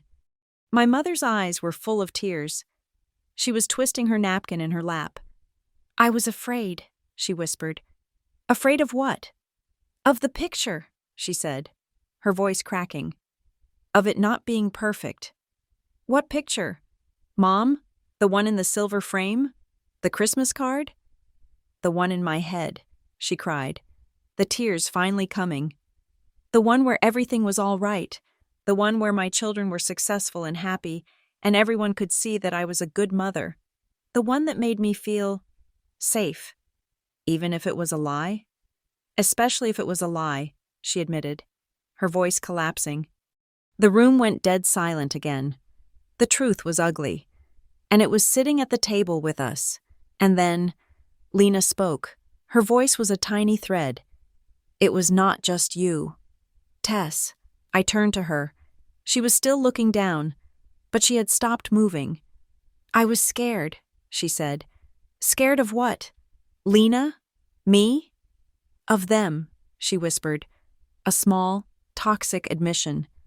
"Of this, of the picture." She reached out and grabbed Lucas's hand on the counter. He immediately enfolded her hand in his thumb rubbing circles on her skin. "Why do you think I never brought him home?" she asked the counter. "Why do you think I was so panicked about Christmas? It was not for me. It was for him." She finally looked at me. Her eyes were red, and they were full of a terror I recognized. It was the terror of the scoreboard. "Lucas's father," she said, her voice shaking, "is a plumber, a master plumber. He owns his own company in Riverside. He has 2 crews." She took a breath. "His hands look just like yours, Tess. They are scarred, and his nails are never clean. And I was so terrified. I was so terrified that that Mom and Dad would despise him," I finished, the realization hitting me like a jolt. "The way they despised me." Lena just nodded, a single, violent jerk, and dissolved into quiet sobs. There it was, the whole, rotten, corroded truth of our family. I was not the only victim of the scoreboard. I was just the first. Lena had become its enforcer because she was its prisoner. Lucas, who had been silent this entire time, finally spoke. His voice was calm, steady, and had no sharp edges. He did not look at my parents. He spoke only to Lena. "I told you," he said softly. "It does not matter. My father's hands are the best hands I know. They taught me how to fix everything that is broken. They taught me how to build a life. There is nothing in that to be ashamed of." He then looked at me. A look of complete, uncomplicated understanding passed between us. Fix everything that is broken. We were the same trade. No one said, "I am sorry." The words would have been meaningless. They would have been another lie, another coat of paint on a rotting wall. Instead, the room just became, for the very first time, real. We were not a family in a photograph. We were 5 broken, messy, complicated people in a room. I stood up and walked to the half-open glass door. The cold air felt good. I looked out at the dark, churning ocean. "I have rules in this house," I said, speaking to the glass. "The main rule is that everyone gets a seat." I turned back to them. I pointed to the dark deck, to the 2 empty teak armchairs I had left by the unlit fire pit. "Those chairs are empty," I said. "This table is always open. My harbor is always open." I looked directly at my parents. "But it is not open for the performance. It is not open for the scoreboard.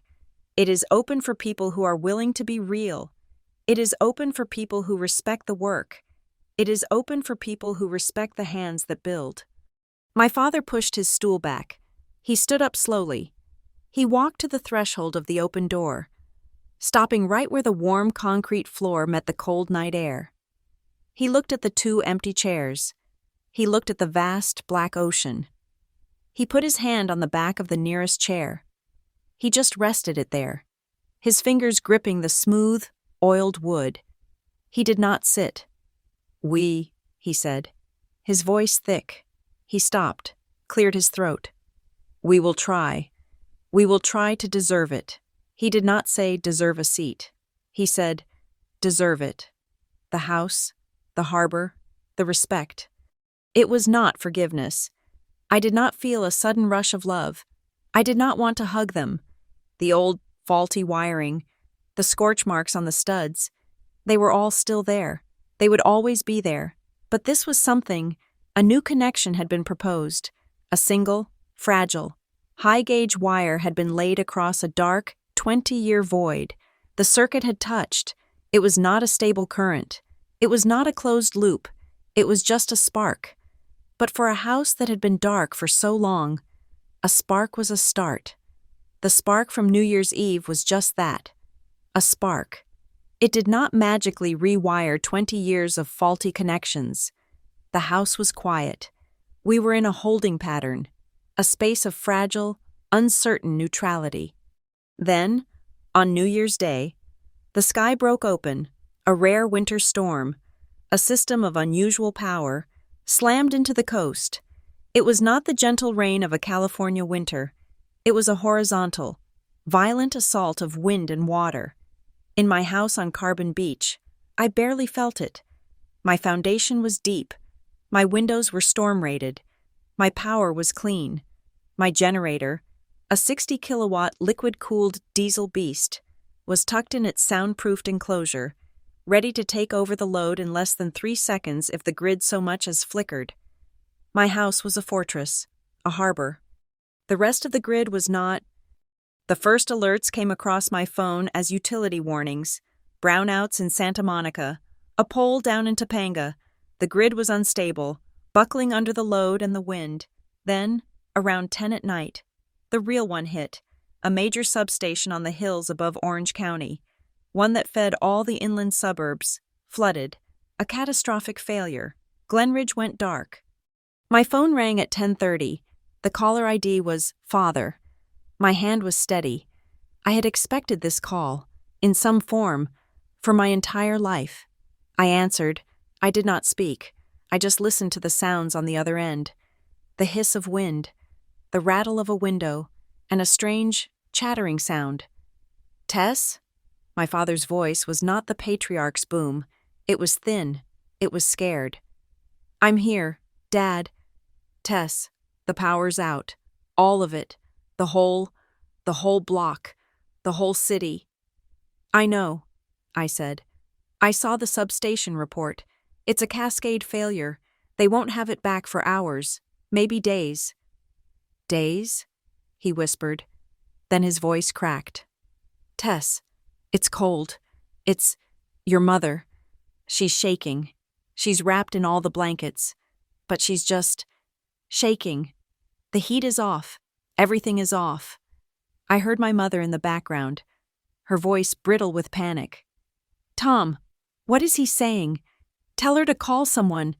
Tell her to call the city." "She is the one to call," my father snapped back at her. A new, desperate sharpness in his voice. Then back to me. "Tess, the church opened as a shelter. Pastor Jim. He called, but their generator failed. It's dark. Tess, it's dark, and it's cold, and all the old people are there, and it's dark." I was already on my feet, walking to my workshop. "I'm on my way," I said. You are? What can you—" "I'm bringing the lights," I said, and hung up. I did not hesitate. This was not a family problem. This was a system failure. This was my job. I hit the automatic release on my work van. This was my mobile command. I backed it up to the workshop. I hooked up the trailer. On it was my 30-kilowatt tow-behind generator, my little one. I threw in 3 heavy-gauge, 200-foot cable runs, my portable spider boxes for distribution, and my emergency automatic transfer switch. I grabbed my waterproof gear, my insulated tools, and my high-powered headlamp. My phone buzzed. A text from Lucas. Hey, Lena's a mess. She heard your dad on the phone. Are they okay? I texted back. Glenridge is dark. I'm rolling out to get their power on. A substation is down. A beat. Then he replied, I'm 10 minutes from your house. I'm coming with you. My dad taught me how to run temporary feeds in the rain. I did not argue. Good, I texted. Meet me at the bottom of the drive. You're driving the van. I need to look at the grid maps. He was there in 9 minutes. He just nodded, his face serious in the dash lights, and climbed into the driver's seat. He looked at the trailer, the generator, the heavy-duty van. He just said, Nice rig, Tess. It does the job, I said, pulling up the utility schematics on my laptop. Let's go. The drive inland was a descent into chaos. The freeways were graveyards of blinking taillights. The rain was a solid wall of water. When we finally got off in Glen Ridge, it was like driving into a void. No streetlights, no traffic signals, no porch lights. The perfect suburb was blind. We pulled onto my parents' street. It was clogged. Neighbors were standing in the street in the rain, their faces lit by the weak blue light of their cell phones, all of them looking uselessly at the dark sky. I killed the headlights and flipped on the roof-mounted amber work strobes, the van, the generator. All of it was suddenly lit in a pulsing, professional light. The crowd parted. I jumped out of the van. The wind and rain hit me like a physical blow.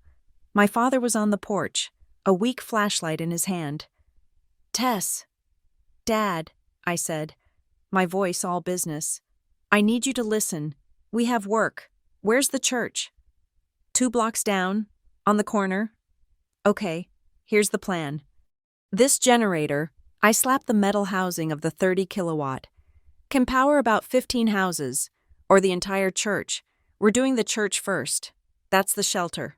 Lucas, back the trailer to the corner. I want it on the high ground, away from the gutter.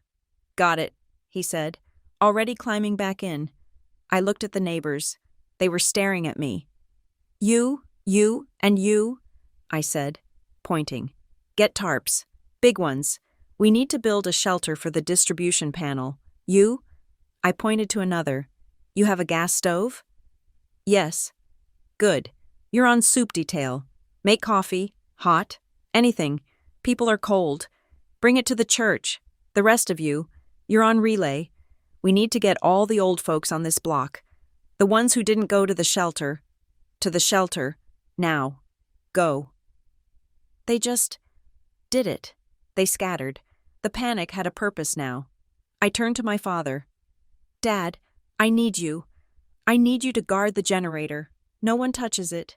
No one. And I need you to keep it fueled. Here. I handed him the keys to my van. There are 4 5-gallon gas cans in the back. It needs a check every hour. He just stared at me. Dad, did you hear me? He nodded, his eyes wide in the strobe light. Guard the Jenny. Fuel it. Good. Lucas and I got to work. The church was a brick building with a small lawn, which was now a small lake. The main breaker panel was on the side. Exactly where I expected it. It was, of course, locked. Lucas, I yelled over the wind.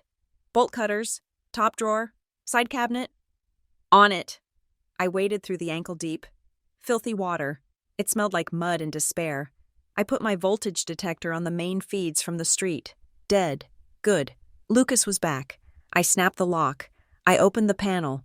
It was old. An old Zinsco panel. A fire hazard on a good day. This is a mess, I said. But the mains are clean. Okay, we're not backfeeding the panel. It's too risky. We're going to build a microgrid.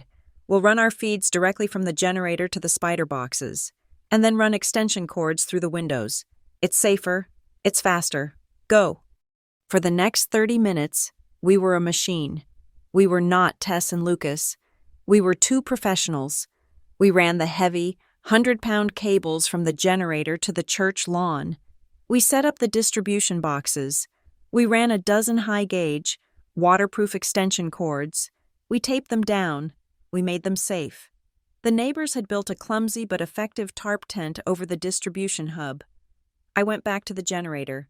My father was standing there, soaking wet, a gas can in his hand. He looked like a soldier at his post. "Status?" I asked. "It's here," he said, patting the metal. "Good. Lucas, you ready?" "Ready." I did the final check. Connections tight. No exposed wire. Distribution breakers off. "Okay, Dad. Stand back. Far back." I went through the startup sequence. The generator coughed, then roared to life. A steady, throaty, beautiful sound. The work lights on the trailer flooded the street in clean, white light. People cheered. "That's just the start," I yelled. "Lucas! Main breaker on the ATS. Now!" Lucas threw the main. "Okay," I yelled to the neighbors at the church. "Flip the boxes, one at a time." One of the spider boxes clicked. A string of lights inside the church's main hall, visible through the high windows, flickered and then burned a bright, steady, beautiful yellow. A shout went up from inside the church. "Next box." Another breaker. The kitchen lights. Next. The bathrooms, one by one. The dark, cold shelter filled with light and the promise of warmth. Kids were cheering. I could hear old people clapping. I walked to the church door. Pastor Jim was standing there, his face streaked with rain. "Tess," he said, his voice thick with emotion. "Tess Monroe?" "Hi. Pastor, we have light. Now, let's get your heaters plugged in. Small ones only. Low wattage. Let's not overload the system." He just stared at me. Then at the generator humming on the street. "It is a blessing," he said, looking at the sky. "A blessing by way of a generator." "It's a 30-kilowatt diesel, Pastor," I said, "but I'll take it." I turned. My mother was standing on our porch, across the street. She was wrapped in a blanket, lit by the powerful floodlights from my generator. She was not crying. Her face was a complex, unreadable mask of, was it shame or was it pride? She did not know where to put her hands. They just hung at her sides. Useless. My father walked up, carrying an empty gas can. He was breathing hard. This is heavy," he said, with a strained, awkward grunt. He was trying to make a joke. It was the first time in his life he had ever been my assistant. "It is, Dad," I said, not smiling. "That's why you gotta brace your core. Here, let's get the next one." He, Lucas, and I worked for another hour, running secondary lines to the houses on the block with the most vulnerable people. We got their refrigerators and a single heater each back online. We created a tiny, functioning island of power in a blacked-out city. By 4 a.m, the grid was stabilizing. The utility crews, working miracles, had bypassed the flooded substation.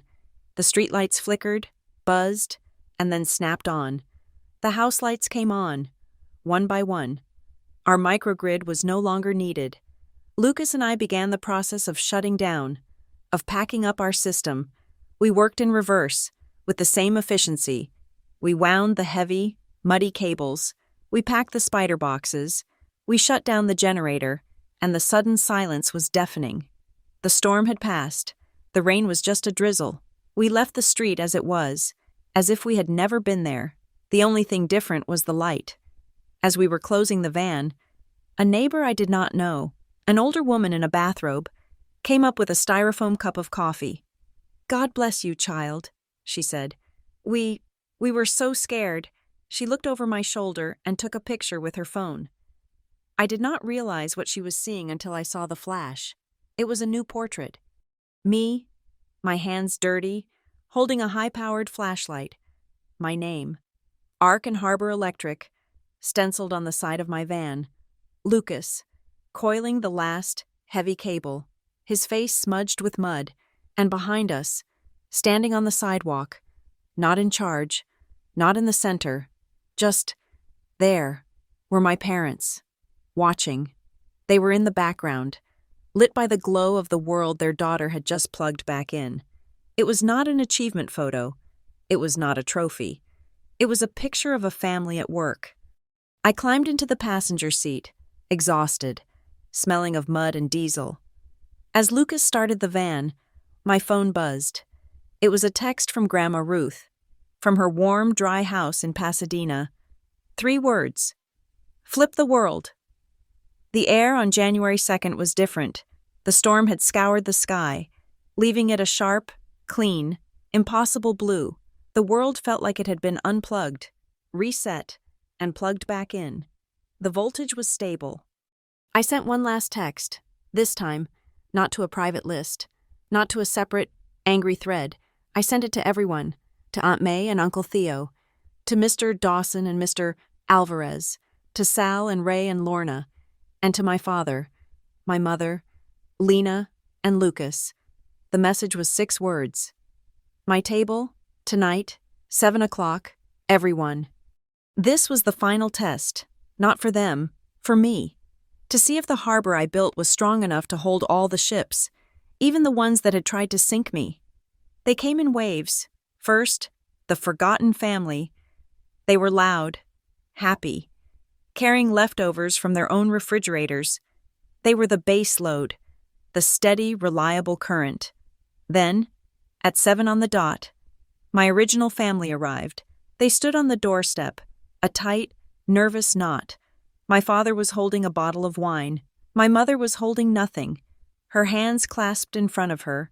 Lena and Lucas were holding hands. Aunt May saw them from the kitchen. She stopped, wiped her hands on her apron. She walked to the door and just opened it wider. "Tom, Lisa, you're late," she said, not unkindly. "Get in here. Tess is about to do something weird with the wall." I was in the utility room.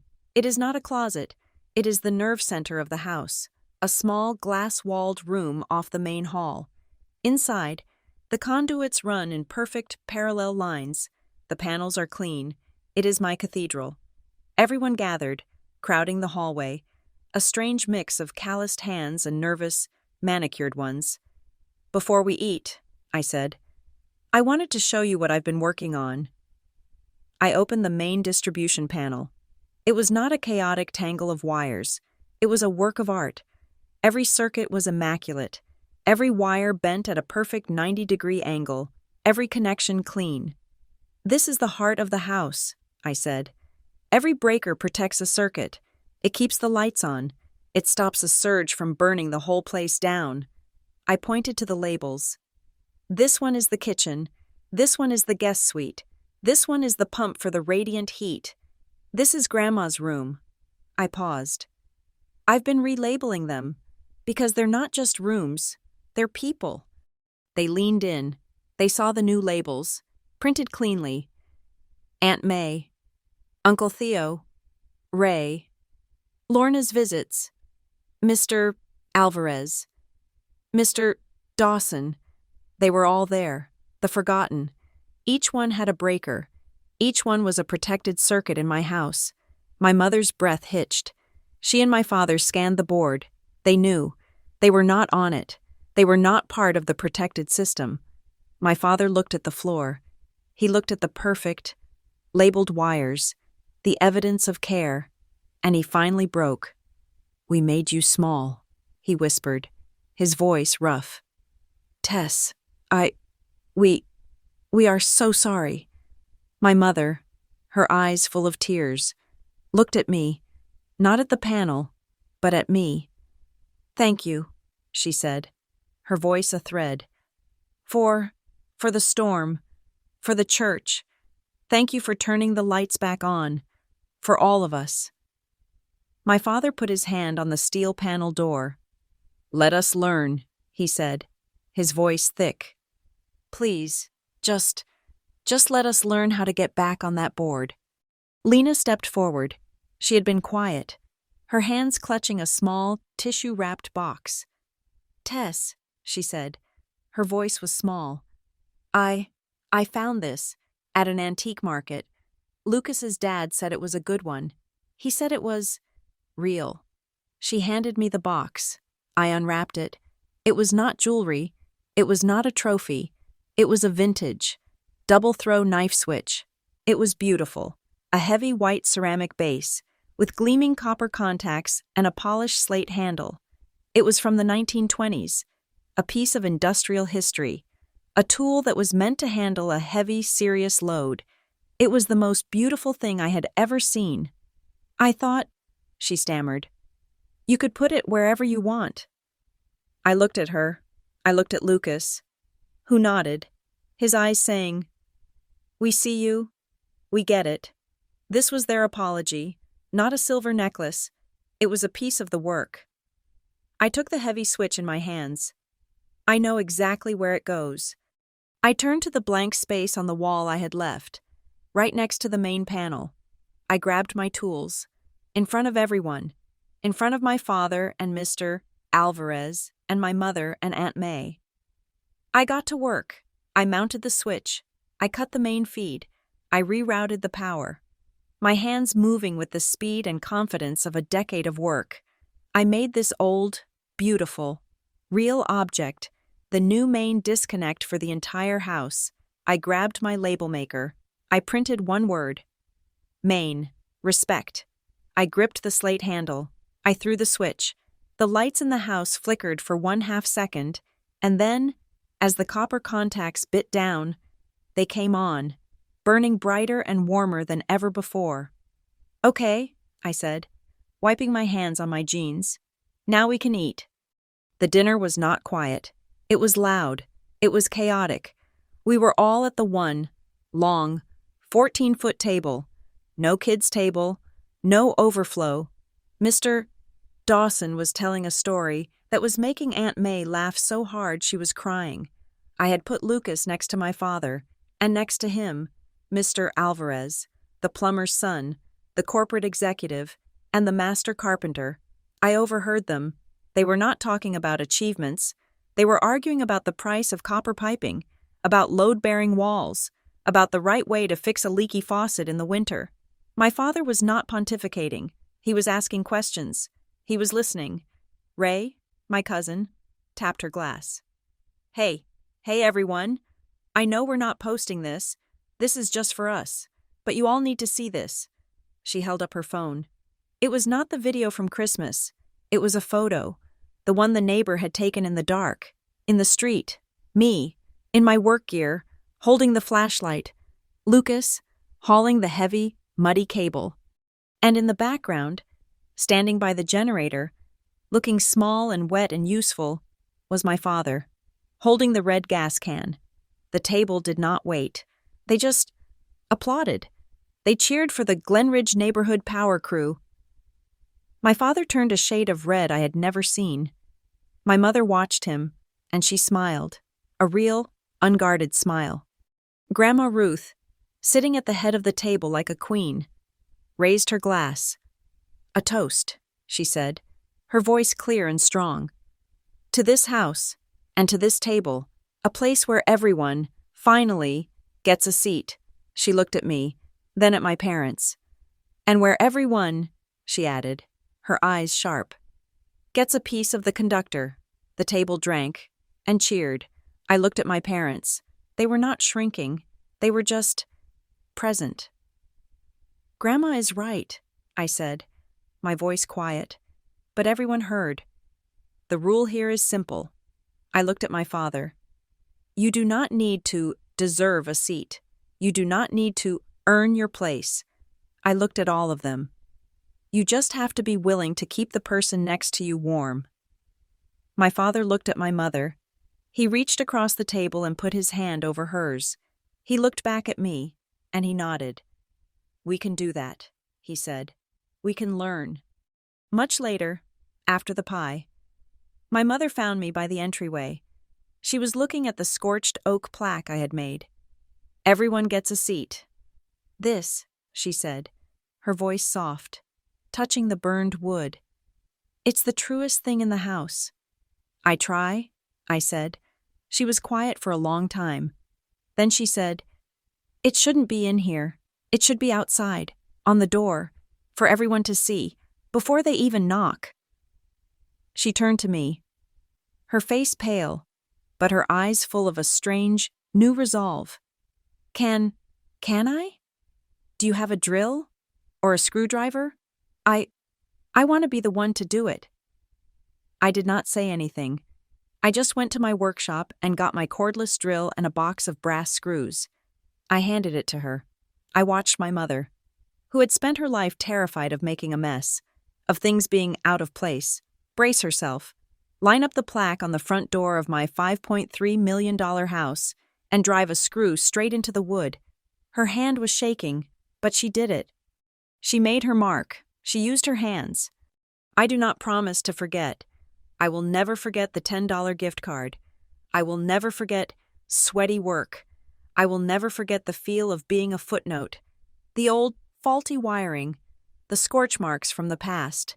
They are all still there, behind the new walls. You do not just rip them out, but the narrative is mine now. I am the master electrician.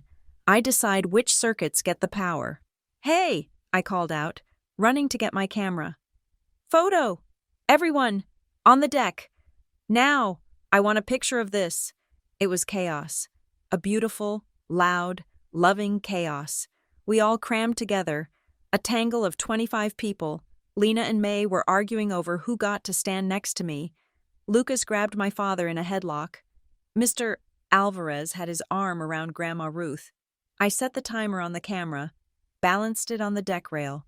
"Tess, get in here," my father yelled. I ran, tripped over someone's foot, and squeezed into the middle of the mass, right between my mother and my father.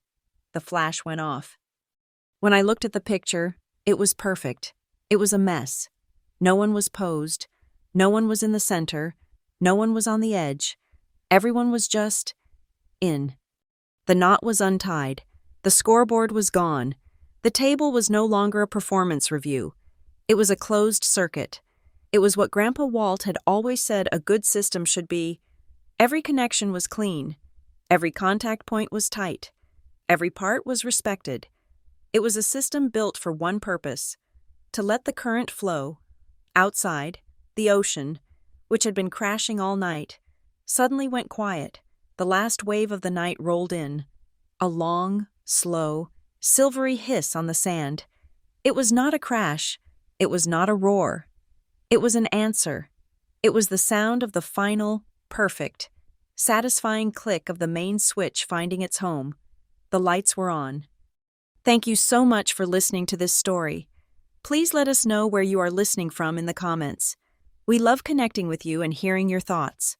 Be sure to subscribe to Lila Revenge Stories, like this video, and hit that hype button to help this story reach more people who need to hear it.